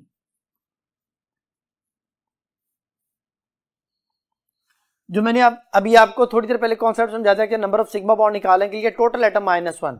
अब टोटल एटम अगर आप काउंट करते हैं तो 1 2 3 4 5 6 -1 आंसर 5, यानी देयर आर 5 सिग्मा बॉन्ड्स। इसमें 5 सिग्मा बॉन्ड्स हैं जिनको ये देखें 1 2 3 4 5, ये टोटल 5 सिग्मा बॉन्ड्स हैं और 1 पाई बॉन्ड है। तो पहली बात बिल्कुल ठीक है बेटा, पहली option. Beta option it has 2 sp2 hybridised carbon atom, तो मैंने भी आपको बता दिया कि दोनों कार्बन sp2 हाइब्रिडाइज्ड कार्बन है, तो ये वाली बात भी ठीक हो गई। Charlie option it has 3 sigma bond and 2 pi bond, तो ये गलत है बेटा, 3 सिग्मा बॉन्ड तो नहीं है इसमें, टोटल 5 सिग्मा बॉन्ड्स हैं और 1 पाई बॉन्ड है। उसने 2 पाई बॉन्ड लिख दिया, 3 सिग्मा बॉन्ड लिख दिया, चार्ली ऑप्शन में गलत हो गया बेटा। और delta option it has unhybridised p orbital on carbon atom, दोनों कार्बन के पास अनहाइब्रिडाइज्ड p ऑर्बिटल हैं जिनकी वजह से वो पाई बॉन्ड फॉर्मेशन करते हैं। तो ये सारी बातें जो ठीक होगी सिवाय चार्ली के, फिर इस क्वेश्चन का आंसर होगा चार्ली ऑप्शन। ये बेटा नेक्स्ट रिएक्टिविटी ऑफ अल्कीन के हवाले से जो है ना वो एक क्वेश्चन है कि which of the following hydrocarbon is more reactive, कौन सा ज्यादा रिएक्टिव है बेटा? तो पहली जो ऑप्शन है वो है अल्केन, बीटा ऑप्शन जो है वो अल्काइन, चार्ली अल्कीन और डेल्टा बेंजीन। ये बेटा जो अल्कीन है उसमें भी पाई बॉन्ड है, अल्काइन में भी पाई बॉन्ड है और बेंजीन में भी पाई बॉन्ड है। अल्केन तो उसको तो हम पैराफिन बोलते हैं, वो तो लीस्ट एक्टिव है, वो तो इस ऑप्शन से बाहर आप उसे कंसिडर करें। 3 ऑप्शन रह गए, बीटा चार्ली डेल्टा, एक में ट्रिपल बॉन्ड है, एक में डबल बॉन्ड और बेंजीन में 3 पाई बॉन्ड्स यानी 3 डबल बॉन्ड्स हैं। तो फिर यहाँ पे जो ना अब इन तीनों में टाई आ गया। अब हम इसमें देखेंगे कि कहाँ पे बॉन्ड्स लोकलाइज्ड हैं और कहाँ डीलोकलाइज्ड हैं। बेंजीन में डीलोकलाइज्ड हैं, डीलोकलाइज्ड में अपनी जगह पे स्टे नहीं करते, बड़ी तेजी से मूव कर रहे हैं, इसलिए कोई भी चीज़ उनके ऊपर आगे आसानी से अटैक नहीं कर सकती, इसलिए ये चीज़ उससे ज़्यादा स्टेबल बना देती है। तो बेंजीन भी ऑप्शन से बाहर हो गया। अब रह गया अल्कीन और अल्काइन। अल्कीन अल्काइन दोनों में पाई बॉन्ड्स मौजूद हैं, अल्काइन में ज़्यादा नंबर ऑफ पाई बॉन्ड्स है, तो हम ये कंसिडर करते हैं कि अल्काइन जो है ना वो ज़्यादा रिएक्टिव होना चाहिए था, लेकिन अल्काइन लेस रिएक्टिव है, अल्कीन सबसे ज़्यादा रिएक्टिव है बेटा। क्यों? अल्कीन के पाई बॉन्ड ज़्यादा एक्सपोज्ड हैं, carbon to carbon bond line थोड़ी लेंथी है, जिस वजह से कोई भी इलेक्ट्रोफाइल आके उस पाई बॉन्ड के ऊपर अटैक करता है और उसके साथ ऐड हो सकता है। लेकिन अल्काइन में जो carbon to carbon bond length कम हो जाती है, pi bond is less exposed और इस वजह से वो जल्दी रिएक्ट नहीं कर पाता। तो फिर इस क्वेश्चन का आंसर होगा चार्ली ऑप्शन अल्कीन। जब बेटा नेक्स्ट टॉपिक को समझने के लिए हम नेक्स्ट बोर्ड की तरफ चलते हैं। जी स्टूडेंट्स, बेटा अब हमने जो चीज डिस्कस करनी है वो है रिएक्शंस ऑफ अल्कीन, जिसमें हम हाइड्रोजिनेशन, हेलोजिनेशन, हाइड्रोहेलोजिनेशन, हाइड्रेशन, हेलोहाइड्रेशन और पॉलीमराइजेशन के बारे में डिस्कस करेंगे। ये देखिए बेटा आपके सामने एक बहुत जबरदस्त किस्म की स्लाइड जो है वो आपके सामने आ रही है। इस स्लाइड को देखें तो इसमें तमाम रिएक्शंस को हमने एक ही स्लाइड में इकट्ठा कर दिया है। इसमें ईथीन के रिएक्शन, इन तमाम चीज़ों के साथ जो अभी मैंने हेडिंग्स बोली हैं वो तमाम रिएक्शन बेटा आपके सामने आ चुके हैं और उनके साथ उनके रिएजेंट्स भी हैं, उनके प्रोडक्ट भी हैं। तो सबसे पहले ईथीन की हाइड्रोजिनेशन जो कि बेटा निकल के साथ हो सकती है। अगर निकल के साथ करेंगे तो 250, अगर आप रेनिन निकल यूज़ करेंगे तो 120 डिग्री जो ना 100 से 120 के दरमियान जो है ना वो हमें जो उसमें आप कह सकते हैं कि टेम्परेचर रिक्वायर्ड होता है। तो हाइड्रोजिनेशन, पाई बॉन्ड खत्म, एक पाई बॉन्ड खत्म, 2 सिग्मा बॉन्ड बनेंगे, ईथीन से ईथेन बन गया, हाइड्रोजिनेशन हो गई। अगर आप हेलोजिनेशन करते हैं वही कॉन्सेप्ट, ईथीन की हेलोजिनेशन करते हैं, एक पाई बॉन्ड खत्म होगा, 2 सिग्मा बॉन्ड बनेंगे, जहां जिन 2 कार्बन में पाई बॉन्ड है उन्हीं 2 कार्बन में 2 सिग्मा बॉन्ड बन जाएंगे, तो 1,2-डाइब्रोमो ईथेन जो है वो हमारे पास प्रोडक्ट बन जाएगा।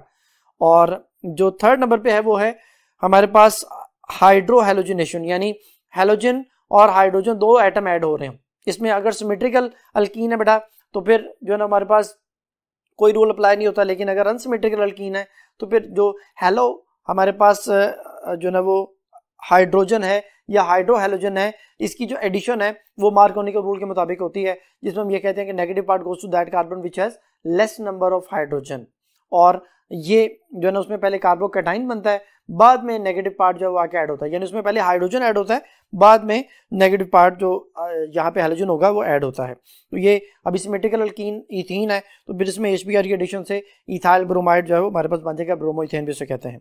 फिर आगे HOCl है बेटा, इसमें हमारे पास हाइड्रोक्सल ग्रुप भी और हैलोजन ग्रुप भी, ये दोनों ग्रुप जो है वो ऐड हो रहे हैं। इसको हैलोहाइड्रेशन का नाम देते हैं कि हैलो और हाइड्रो ग्रुप। तो फिर जो इसमें हमारे पास हैलोहाइड्रेन बनता है, हैलोहाइड्रेन में एक कार्बन के साथ OH ग्रुप और एक के साथ क्लोरो ग्रुप जुड़ जाता है। इसका जो नेम बनेगा वो इथाइलिन क्लोरोहाइड्रेन कॉमन नेम होगा, और 2 क्लोरो एथानोल जो है उसका IUPAC नेम होगा, जो कंपाउंड आपके सामने शो हो रहा है बेटा। फिर हमारे पास 5th नंबर पे हाइड्रेशन है, वाटर की एडिशन है जो हमेशा एसिड की मौजूदगी में होती है, हीट करते हैं, इसमें बेटा एथानोल बनता है, इथाइल अल्कोहल इसका कॉमन नेम है। और लास्ट नंबर पे जो चीज़ है बेटा वो है हमारे पास पॉलीमराइजेशन। ईथीन की पॉलीमराइजेशन के लिए हम 400 degree centigrade, 100 atmospheric pressure, traces of oxygen, 0.1% oxygen use करते हैं, पॉलीथीन बनती है। इसकी जो बेटर क्वालिटी पॉलीथीन है बेटा वो जीगलर नाटा कैटालिस्ट, जिसमें हम टाइटेनियम क्लोराइड और ट्राइथाइलमिनियम जो है उसको यूज करते हैं, उससे बेटर क्वालिटी पॉलीथीन हासिल होती है। तो ये बेटा सारे उसके रिएक्शन एक ही हमारे पास उसमें आ गए। इसमें जो है ना हमारे पास यहाँ पे एक जो छोटा सा बॉक्स बना हुआ है जिसमें हैलोहाइड्रेशन के वाले से बात लिखी हुई है कि halogenation of an alkene is carried out in aqua solution, halo alcohol is formed called halohydrin. के जैसे फर्ज करें कि क्लोरीन है, तो क्लोरीन को अगर आप पहले वाटर से मिलाएंगे बट उसमें HOCl बनता है, तो वो जो HOCl है वो बेसिकली जाके ऐड होता है अल्कीन में और उसे हैलोहाइड्रेन जो है वो प्रोडक्ट बनता है। तो अब जो यहाँ पे डिस्टिंग्विश टेस्ट के वाले से एक क्वेश्चन है कि which of the following test is not use to distinguish between the alkane and alkene. ये बेटा नंबर 1 पे बेयर्स टेस्ट है। बेयर्स टेस्ट जो है ना बेटा इसको जो है ना वो हम बेयर्स रिएजेंट के साथ करते हैं जिसमें 1% अल्कलाइन KMnO4 यूज किया जाता है। इसके वाले से मैं एक रिएक्शन यहाँ पे लिखता हूँ, ये देखें CH3CH double bond CH3 plus KMnO4 solution use करते हैं बेटा। अब इक्वेशन को बैलेंस नहीं कर रहा, कॉन्सेप्ट समझा रहा हूं। 1% अल्कलाइन KMnO4 कोल्ड डाइल्यूट जो ना KMnO4 सोल्यूशन भी से कहा जाता है।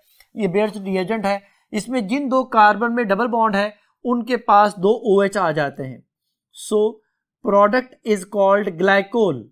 ये बेटा ग्लाइकोल है, इसके लिए वर्ड क्या यूज हो रहा है, कोल्ड डाइल्यूट KMnO4, और प्रोडक्ट क्या बन रहा है, ग्लाइकोल।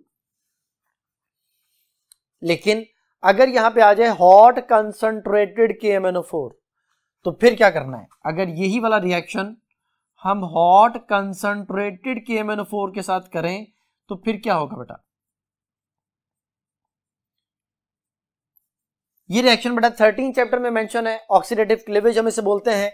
जिन 2 कार्बन में डबल बॉन्ड है वहां से चेन ब्रेक होती है और दोनों साइड्स पे जितने जितने कार्बन है उतने कार्बन वाले कार्बोक्सिलिक एसिड्स बन जाते हैं। जैसे इधर 2 कार्बन है तो वी गेट एथेनोइक एसिड, इसी तरह इधर भी 2 कार्बन है we get another ethanoic acid, यानी यू कैन से दैट के 2 मोल्स जो है वो हमारे पास एथेनोइक एसिड के बन जाएंगे। लेकिन यहाँ पे ये वाली बात इंपॉर्टेंट है, याद रखनी है बेटा आपने कि डबल बॉन्ड के साथ CH अटैच होना चाहिए। अगर डबल बॉन्ड के साथ बेटा CH2 आ गया, जैसे ये देखें ये है 1 प्रोपीन और इसको आप हॉट कंसंट्रेटेड KMnO4 से जो है ना वो रिएक्ट करवाते हैं तो फिर क्या होगा बेटा, फिर जो CH2 वाली साइड है उसका बेटा कार्बन डाइऑक्साइड बनेगा, उसका फॉर्मिक एसिड नहीं बनना, ये ब्रेक डाउन होता है, ये कार्बन डाइऑक्साइड प्लस वाटर और ये एथेनोइक एसिड, यानी हमारे पास ये प्रोडक्ट जो है वो इसके आ गए और ये वाली साइड जो है वो कार्बोक्सिलिक एसिड में एथेनोइक एसिड में कन्वर्ट हो जाएगी। यानी अगर आपके पास बेटा ईथीन है और आप उसे हॉट कंसंट्रेटेड KMnO4 से मिलाते हैं तो आपके पास 2 मोल्स ऑफ वाटर और 2 मोल्स ऑफ कार्बन डाइऑक्साइड बनेंगे, यानी यहां पे कोई कार्बोक्सिलिक एसिड नहीं बनेगा। और अगर इस तरह से हो जाए कि एक तरफ डबल बॉन्ड के CH है और दूसरी तरफ जो है वो कोई अल्काइल ग्रुप इसके साथ आ जाता है बेटा, CH नहीं है, तो फिर बेटा अटैच तो उसी तरह से ब्रेक तो कार्बन कार्बन डबल बॉन्ड है वैसे ही होना है, हॉट कंसंट्रेटेड KMnO4 में उसी तरह से ब्रेकिंग होनी है, लेकिन एक साइड पे हमारे पास कार्बोक्सिलिक एसिड बन जाएगा और दूसरी साइड पे ये वाली जो चीज है ये बेटा कीटोन में कन्वर्ट हो जाएगी। तो ये डिफरेंट प्रोडक्ट हमारे पास आ गए डिफरेंट पॉसिबिलिटीज में। लेकिन अगर मैं इन तमाम का कोल्ड डाइल्यूट के अमीनो से रिएक्शन करवाता हूं तो बेटा उन सब में ग्लाइकोल ही बनना है। जहां पे डबल बॉन्ड कार्बन कार्बन वहां पे 2 OH ग्रुप लगा दें वो ग्लाइकोल ही बनेगा, और उसमें KMnO4 का जो पर्पल कलर वो डिसअपीयर हो जाएगा।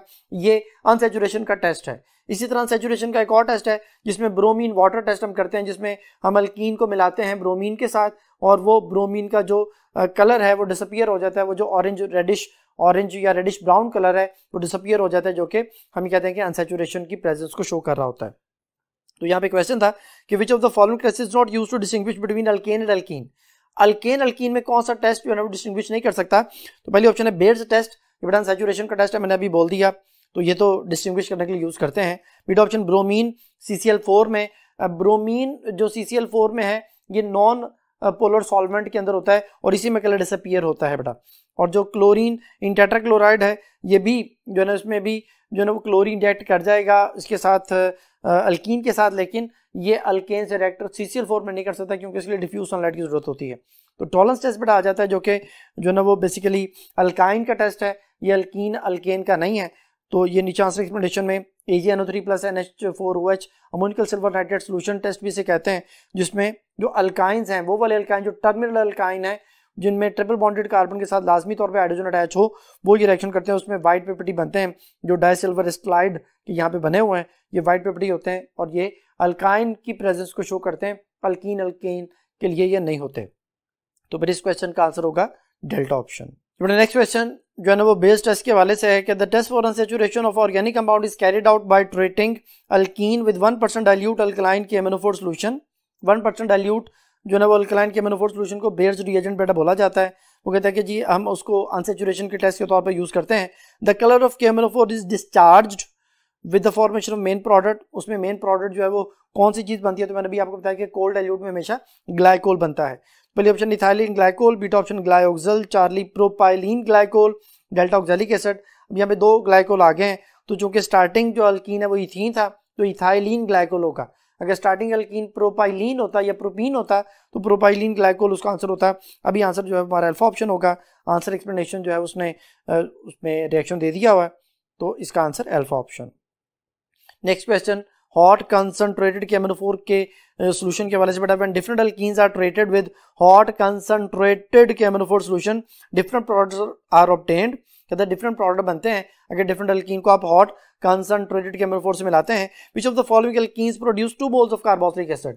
2 मोल ऑफ कार्बोक्सिलिक एसिड कब बनेंगे, जब जिस अल्कीन में डबल बॉन्ड के साथ दोनों तरफ CH ग्रुप अटैच होगा तब 2 मोल्स ऑफ कार्बोक्सिलिक एसिड बनेंगे, अदरवाइज ये नहीं बन सकते। मैं भी आपको ये कॉन्सेप्ट समझा चुका हूँ।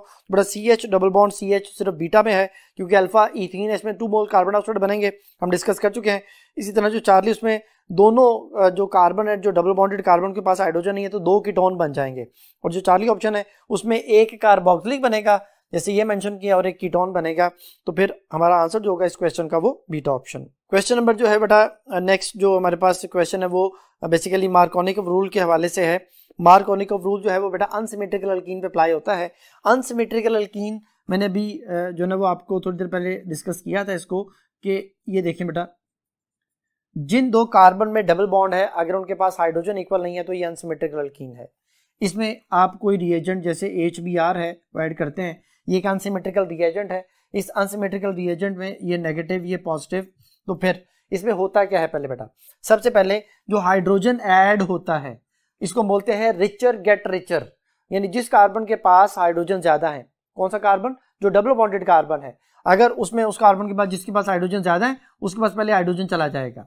यानी ये कुछ इस तरह से बन जाएगा कि ये बॉन्ड इसके ऊपर अटैक करेगा और ये CH3 बनेगा, पॉजिटिव आयन कार्बोकैटायन बनेगा और उसके साथ Br नेगेटिव होगा, जो बेटा इसके ऊपर अटैक करके हमारे पास जो प्रोडक्ट बनेगा वो होगा CH3 CH Br और CH3, दैट इज 2 ब्रोमोप्रोपेन। तो पहले नंबर पे एडिशन किसकी हुई, H पॉजिटिव की।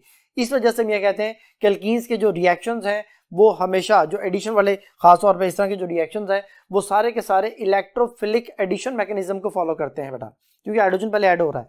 तो जो मैंने अभी बात बोली थी कि रिचर गेट रिचर, कि वो जो ज्यादा जिसके पास हाइड्रोजन है वही हाइड्रोजन को एक्सेप्ट करेगा, तो नेगेटिव पार्ट उस कार्बन के पास गया जिसके पास लेस हाइड्रोजन है। ये देखें bromine goes to that carbon which has less number of hydrogen. तो वो मार्कोनिकोव रूल की स्टेटमेंट भी पूरी हो गई, कॉन्सेप्ट भी क्लियर हो गया। अब क्वेश्चन है, in addition of an unsymmetrical reagent to an unsymmetrical alkene the negative part of the adding reagent goes to that carbon constituting the double bond which has least number of the hydrogen atom, this is in accordance to. ये किसके according है बेटा? तो ये Markovnikov rule के मुताबिक है। पहली option Markovnikov rule.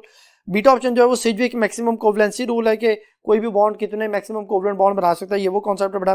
Charlie anti Markovnikov rule है जिसको खराश मेथड भी कहा जाता है।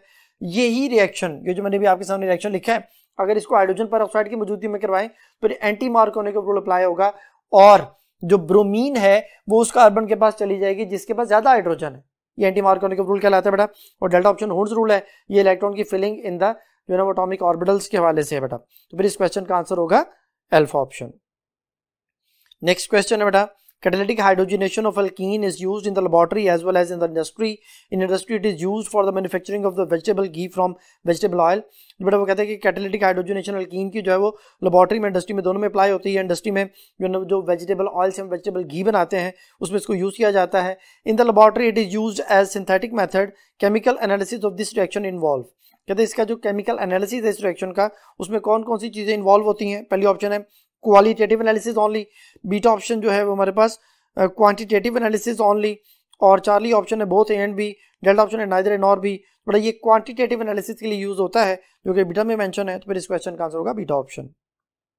नेक्स्ट क्वेश्चन बेटा अगेन जो भी हमने थोड़ी देर पहले पॉलीमराइजेशन के बारे में डिस्कशन की थी उसके वाले से, which of the following are the optimum conditions in order to get maximum yield of the polythene as a result of the polymerization of ethene. आगे बेटा डिफरेंट कंडीशंस दे दी गई हैं जो कि इथीन से पॉलीथीन बनाने के लिए रिक्वायर्ड है। पहले नंबर पे temperature 400 degree centigrade, second number पे pressure 100 atmospheric pressure, third number पे ट्रेसेस ऑफ ऑक्सीजन 0.1%, और चौथे नंबर पे कैटलिस्ट ट्राई एथाइल एल्यूमिनियम और टाइटेनियम क्लोराइड जिसको ज़ीगलर नाटा कैटलिस्ट कहते हैं। तो क्वेश्चन है कि कौन सी ऑप्टिमम कंडीशन है, तो ये सारी ही है बेटा। पहली ऑप्शन है 1 and 2 only, beta option 1, 2 and 3, Charlie option 1, 3 and 4, delta option 1, 2 and 3 and 4। तो फिर इस क्वेश्चन का आंसर होगा डेल्टा ऑप्शन। जो बेटा मैंने भी आपको अल्कीन के मैकेनिज्म के वाले से एक बात बोली कि अल्कीन ज़्यादातर जो है ना वो इलेक्ट्रोफिलिक एडिशन मैकेनिज्म को फॉलो करते हैं। बहुत कम ऐसा होता है कि ये फ्री रेडिकल एडिशन मैकेनिज्म को फॉलो करें। तो वो जो इलेक्ट्रोफिलिक एडिशन मैकेनिज्म है उसमें लिख दिया उसने कि alkenes usually show the mechanism of, आगे electrophilic addition reaction, beta option electrophilic substitution reaction, Charlie nucleophilic addition reaction, और डेल्टा न्यूक्लियोफिलिक सब्स्टिट्यूशन रिएक्शन। फिर इसका आंसर होगा alpha option electrophilic addition mechanism. Next question उसकी प्रिपरेशन के हवाले से, dehydration of alcohol to form an alkene is an example of dash reaction. तो मैंने भी आपको थोड़ी देर पहले बता दिया था ये एलिमिनेशन रिएक्शन होता है। तो पहली ऑप्शन एलिमिनेशन है, beta substitution, Charlie oxidation, delta condensation. फिर इसका आंसर होगा अल्फा ऑप्शन। ये बेटा नेक्स्ट क्वेश्चन है कि which of the following product is obtained by the hydration of alkyne. आपके सामने बेटा ये इसकी स्लाइड शो हो रही है। तो पूछ रहा है कि कौन सा प्रोडक्ट बनेगा अगर अल्कीन की हाइड्रेशन की जाए। बट अल्कीन की हाइड्रेशन हमेशा एसिड की मौजूदगी में होती है। आंसर एक्सप्लेनेशन में आप देख सकते हैं, इथीन प्लस वाटर H2SO4 की मौजूदगी में इथाइल अल्कोहल बनता है बेटा। तो फिर हमारा जो आंसर होगा वो अल्कोहल है। तो अल्कोहल अल्फा ऑप्शन है, बीटा एल्डिहाइड है, चार्ली कार्बोक्सिलिक एसिड है, डेल्टा थायो अल्कोहल है। फिर इस क्वेश्चन का आंसर अल्फा ऑप्शन। बेटा नेक्स्ट क्वेश्चन है, क्वेश्चन है all of the following are correctly matched except. कहते सारी बातें करेक्टली मैच कर रही हैं सिवाय एक के। तो बेटा पहली ऑप्शन है, पहले उसने कॉलम में टेस्ट और रिएक्शंस लिखे हुए हैं और आगे उनकी आइडेंटिफिकेशन प्रोडक्ट लिखे हुए हैं बेटा। तो पहली ऑप्शन है reaction of ammoniacal cuprous chloride with alkyne. तो बेटा अल्कीन जो है वो क्यूप्रस क्लोराइड से रिएक्शन नहीं करते। आगे लिखा है test to detect unsaturation reddish brown PPT are obtained. तो ये गलत है, ये सिर्फ अल्काइन का जो है ना वो इस क्यूप्रस क्लोराइड अमोनिकल सोल्यूशन में उसका रिएक्शन होता है, अल्कीन ये रिएक्शन शो ही नहीं करते। बीटा ऑप्शन है bromine CCl4 with alkene. Test to detect unsaturation, ये अनसैचुरेशन को चेक करने का एक तरीका है, डिटेक्ट किया जाता है बेटा। इसमें ब्रोमीन का जो कलर है ऑरेंज कलर, ब्राउनिश कलर, वो डिसअपीयर हो जाता है। ये वाली बात ठीक है। चार्ली ऑप्शन है ओजोनोलाइसिस ऑफ अल्कीन। अल्कीन के अगर ओजोनोलाइसिस करें तो ये डबल बॉन्ड की पोजीशन को लोकेट करता है। तो locate the position of double bond in alkyne, ठीक है। और डेल्टा ऑप्शन है catalytic hydrogenation of vegetable oil. तो इससे बेटा वेजिटेबल घी बनता है, ये भी ठीक है। यानी बीटा चार्ली डेल्टा ठीक है, अल्फा बेटा इनकरेक्ट है। फिर इस क्वेश्चन का आंसर होगा अल्फा ऑप्शन। नेक्स्ट क्वेश्चन है बेटा, which one of the following alkyl halide does not involve beta elimination reaction dehydrohalogenation of alkyl halide. देखिए कौन सा अल्काइल हैलाइड डिहाइड्रोहैलोजनेशन नहीं कर सकता, और लिखा हुआ आगे when treated with alcoholic potassium hydroxide. थोड़ा देखें ऐसा अल्काइल हैलाइड, ये देखिए मैं यहाँ पे एक कंपाउंड लिख रहा हूं जिसमें बीटा हाइड्रोजन ना हो वो बेटा ये रिएक्शन शो नहीं कर सकता। बीटा हाइड्रोजन से क्या हो रहा था बेटा, जिस कार्बन से फंक्शनल ग्रुप अटैच है वो अल्फा कार्बन है और ये बीटा कार्बन है, इसके पास हाइड्रोजन नहीं है। जो कॉन्सेप्ट मैंने अभी आपको थोड़ी देर पहले बताया था अल्कोहलिक KOH के साथ, वो ये था कि यहाँ पे कोई हैलोजन अटैच है, ये अल्फा कार्बन है, ये बीटा है। अल्कोहलिक KOH क्या करता है जी, ये अल्फा से हैलोजन को, बीटा से हाइड्रोजन को। अब यहाँ पे अगर बीटा हाइड्रोजन ही अवेलेबल ना हो तो रिएक्शन नहीं होगा, यानी बीटा हाइड्रोजन सबसे इंपॉर्टेंट फैक्टर है डिहाइड्रो हैलोजनेशन में। तो यहाँ पे रिएक्शन हो जाएगा क्योंकि बीटा कार्बन के पास हाइड्रोजन है और अल्कीन बन जाएगा। लेकिन यहाँ पे बीटा कार्बन के पास हाइड्रोजन नहीं है तो फिर ये रिएक्शन पॉसिबल नहीं है। तो अब हमने यही देखना है कि किस कंपाउंड में बीटा कार्बन के पास हाइड्रोजन नहीं है वो ये रिएक्शन नहीं कर सकता, क्योंकि क्वेश्चन है कि कौन सा alkyl halide does not involve beta elimination reaction. तो पहली ऑप्शन में देखें अल्फा कार्बन जो है ना उसके साथ जो बीटा कार्बन उसके पास हाइड्रोजन है, ये 1 ब्रोमोप्रोपेन है, रिएक्शन कर सकता है। बीटा ऑप्शन जो है वो जिस कार्बन के साथ हैलोजन अटैच है उसके साथ जो बीटा कार्बन 3 अटैच है सबके पास हाइड्रोजन है, ये भी रिएक्शन हो सकता है। चौथी ऑप्शन में अगेन अल्फा कार्बन के साथ 2 बीटा कार्बन अटैच है, ये भी रिएक्शन कर सकता है। डेल्टा ऑप्शन जो है बेटा वो इस तरह से रिएक्शन है जो मैंने आपके सामने वो कंपाउंड लिखा है वो ये रिएक्शन शो नहीं कर सकता। तो फिर इस क्वेश्चन का आंसर होगा डेल्टा ऑप्शन। नेक्स्ट क्वेश्चन है विच one of the following is a correct statement about the two alkenes. Alkenes दोनों स्ट्रक्चर बेटा दे दिए गए हैं, ये 1 ब्यूटीन 2 ब्यूटीन के स्ट्रक्चर है, कहते हैं इनके वाले से कौन सी बात करेक्ट है। तो पहली ऑप्शन है neither exhibit cis trans isomerism, कहते हैं दोनों सिस ट्रांस आइसोमरिज्म शो नहीं कर सकते, तो ये वाली बात गलत हो गई। जो 2 अल्कीन्स होते हैं ना बेटा वो सारे सिस ट्रांस आइसोमरिज्म शो करते हैं, सिंपल 2 अल्कीन उसकी शर्त है बेटा, यानी कोई और ग्रुप उसमें अटैच ना हो। तो ये 2 ब्यूटीन सिंपल 2 अल्कीन है, ये सिस ट्रांस आइसोमरिज्म शो करेगा। उसने अल्फा ऑप्शन में लिखा है कि दोनों ही ना जो है ना वो ना सिस ना ट्रांस, ये दोनों कंपाउंड से मुराद है दोनों 1 ब्यूटीन 2 ब्यूटीन दोनों शो नहीं करेंगे।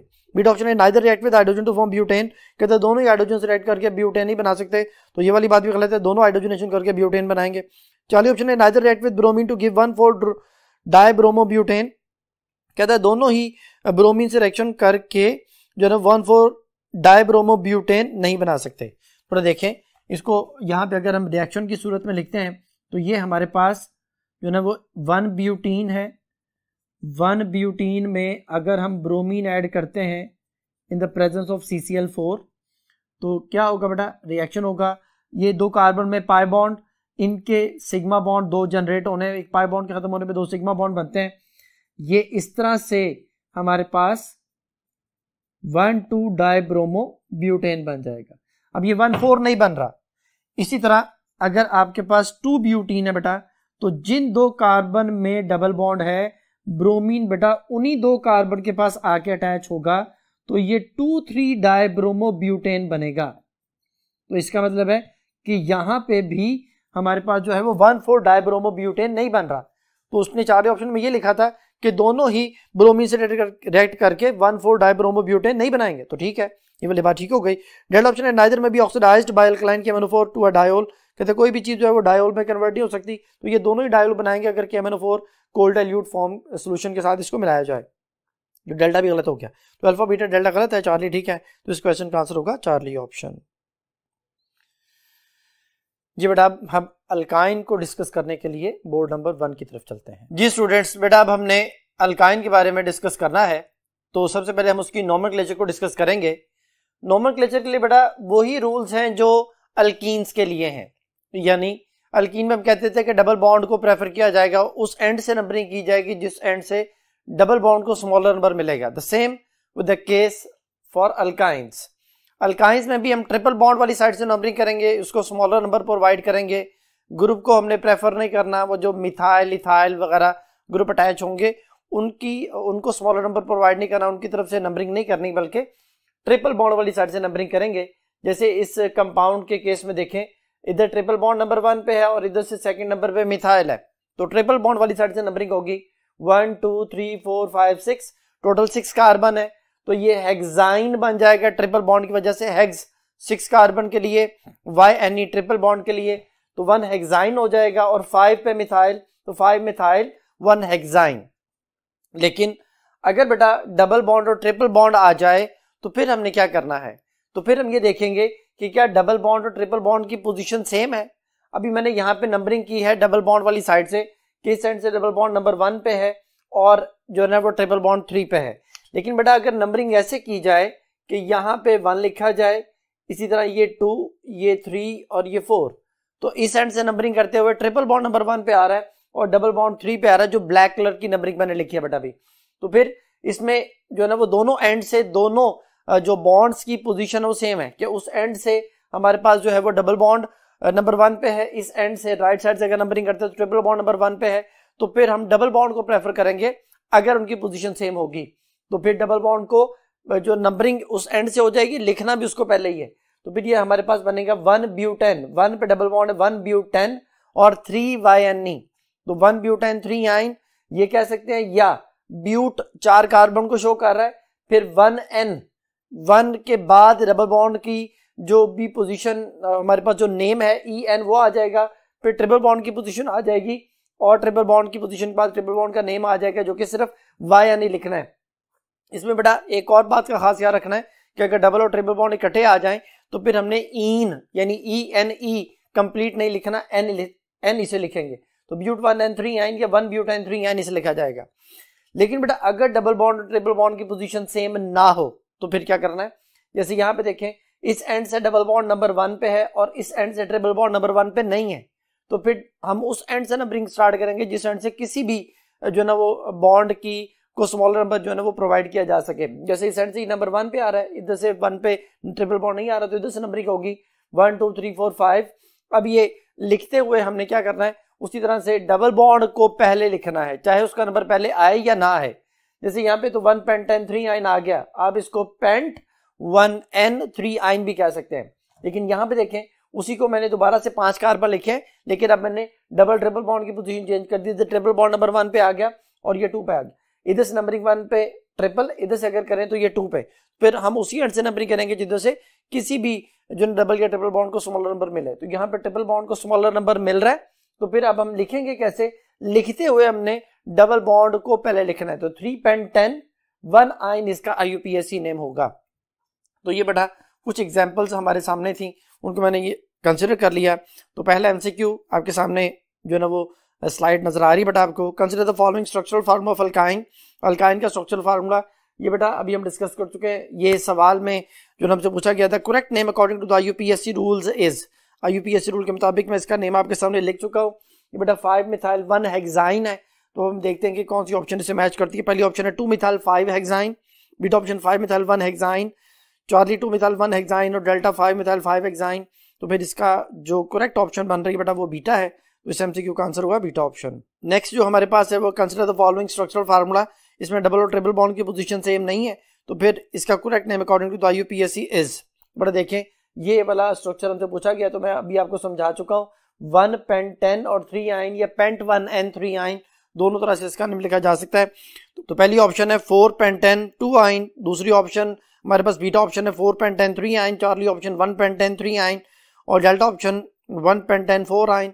तो बेटा चार्ली ऑप्शन इसे मैच कर रही है 1 पेंटेन 3 आइन, तो फिर इस MCQ का आंसर हुआ चार्ली ऑप्शन।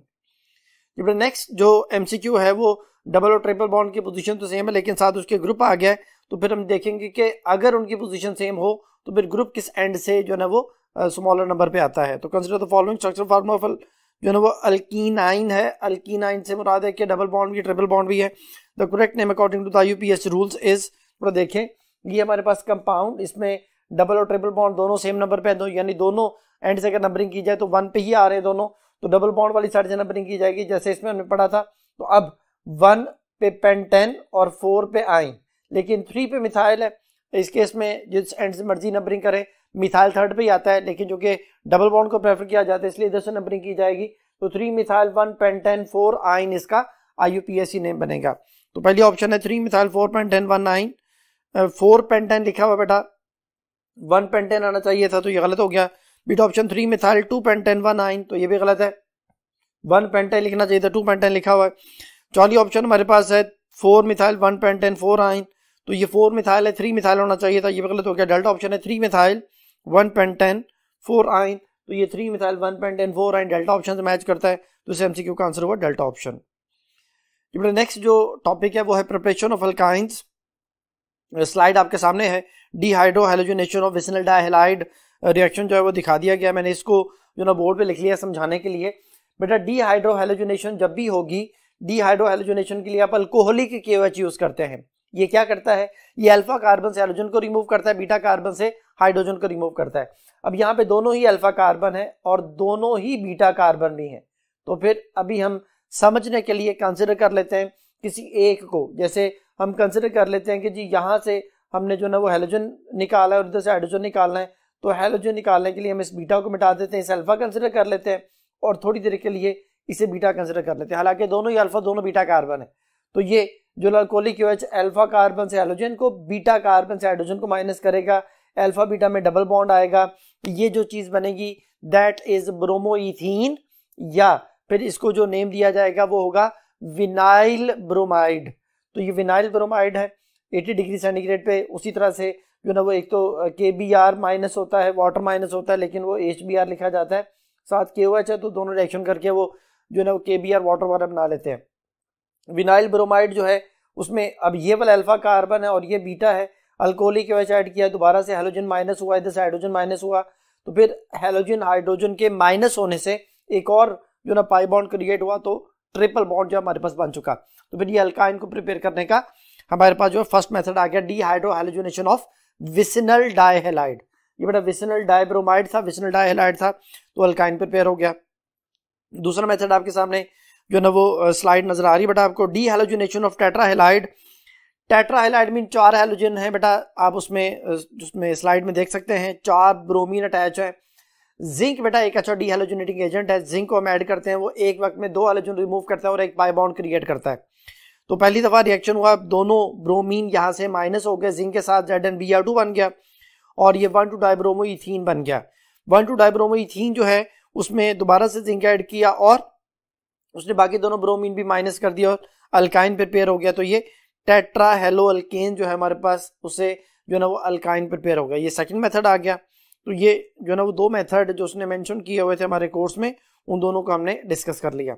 अब बेटा उसके आगे रिएक्शंस हैं। रिएक्शंस जो है ना वो 3 है हमारे पास, एक हाइड्रोजिनेशन है, एक हाइड्रोहैलोजिनेशन है और एक हाइड्रेशन है। तो सबसे पहले हाइड्रोजिनेशन को देखें। हम जानते हैं कि किसी भी पाई बॉन्ड में 2 हाइड्रोजन एटम ऐड हो तो पाई बॉन्ड खत्म हो जाता है। एक पाई बॉन्ड के खत्म होने पे 2 सिग्मा बॉन्ड बनते हैं। तो पहले नंबर पे हाइड्रोजन ऐड होगा, निकल की मौजूदगी में हीट करेंगे तो इथाइन से इथीन बनेगा, रिएक्शन स्टॉप नहीं होगा, ऑटोमेटिकली उसमें हाइड्रोजन ऐड होंगे और वो इथीन से इथेन बन जाएगा। तो ये अनसैचुरेटेड से सैचुरेटेड कंपाउंड जो प्रिपेयर हो गए। इसी तरह हैलोजनेशन है, अगर आप उसमें इथाइन में या किसी भी अल्काइन में क्लोरीन ऐड करते हैं तो in the presence of inert solvent, जैसे कार्बन टेट्राक्लोराइड है, वो नॉन पोलर सॉल्वेंट हम इसे बोलते हैं, उसकी मौजूदगी में रिएक्शन होगा और जो ना हमारे पास जो कंपाउंड बनेगा उसमें 1,2-डाइक्लोरोइथीन बनेगा। ये ट्रांसफॉर्म में बनता है क्योंकि ये ज्यादा स्टेबल होता है। उसमें दोबारा से क्लोरीन ऐड होती है और ये टेट्राक्लोरो इथेन बन जाता है, 1,1,2,2 टेट्राक्लोरोइथेन, जो टेट्राहेलाइड भी से कहा जाता है। तो ये दोनों रिएक्शंस में जो हमने दोनों हाइड्रोजनेशन और हैलोजनेशन देखे, 2 पाई बॉन्ड खत्म हुए, 4 एटम ऐड हो गए। नेक्स्ट नंबर पे हाइड्रेशन। बेटा हाइड्रेशन को देखें,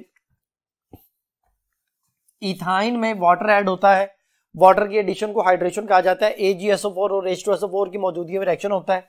H बेटा इधर आया, OH इधर आया, विनाइल अल्कोहल बना।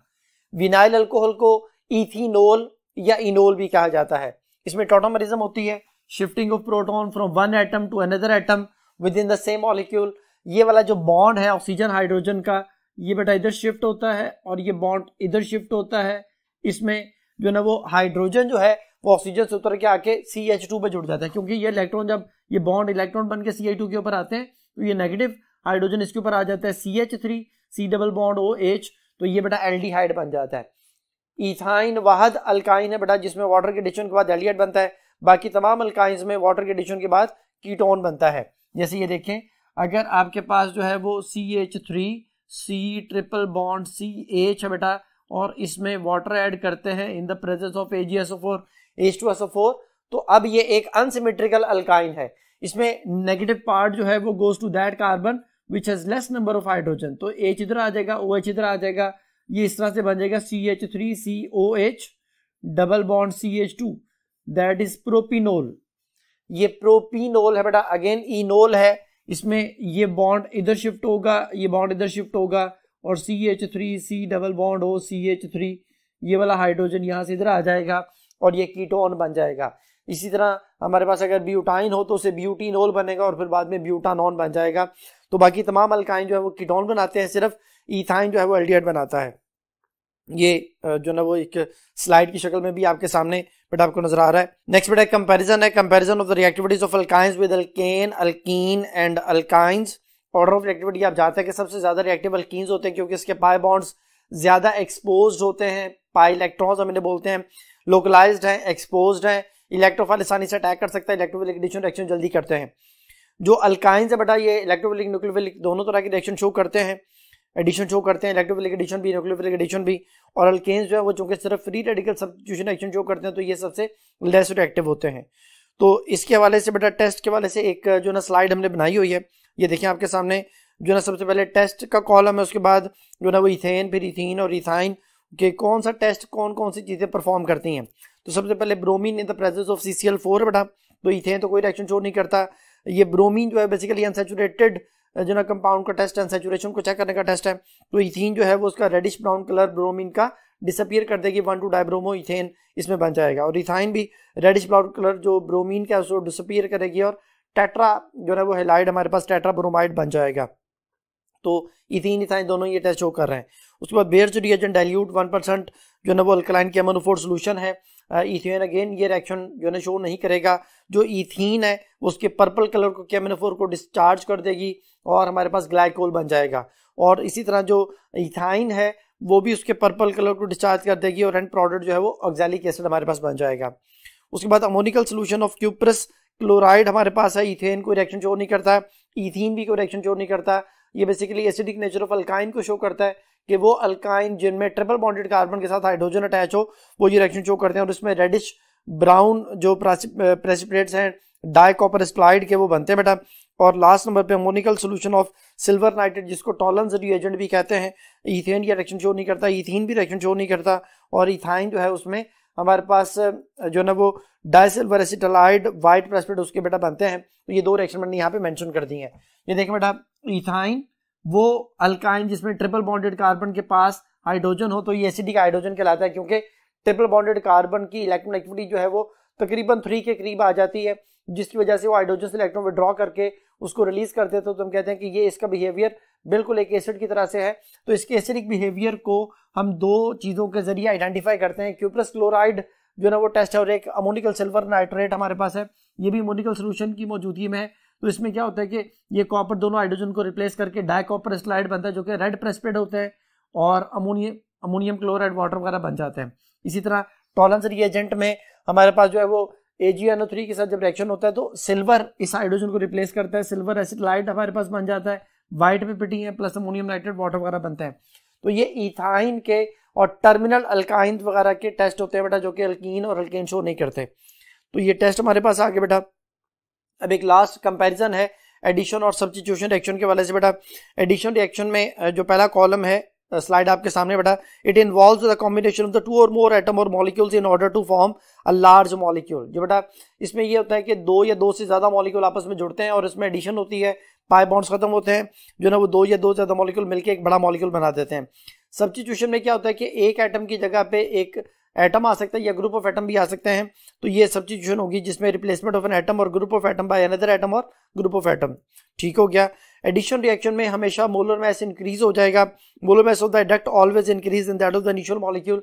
ये इथीन है, जैसे उसमें हाइड्रोजन ऐड करेंगे तो इथेन बन जाएगा तो मोलर मास बढ़ना है। इथाइन में हाइड्रोजन ऐड होगी, एट द एंड इथेन बनेगा, मोलर मास इंक्रीज कर जाएगा। सब्स्टिट्यूशन में मोलर मास बढ़ भी सकता है, कम भी हो सकता है।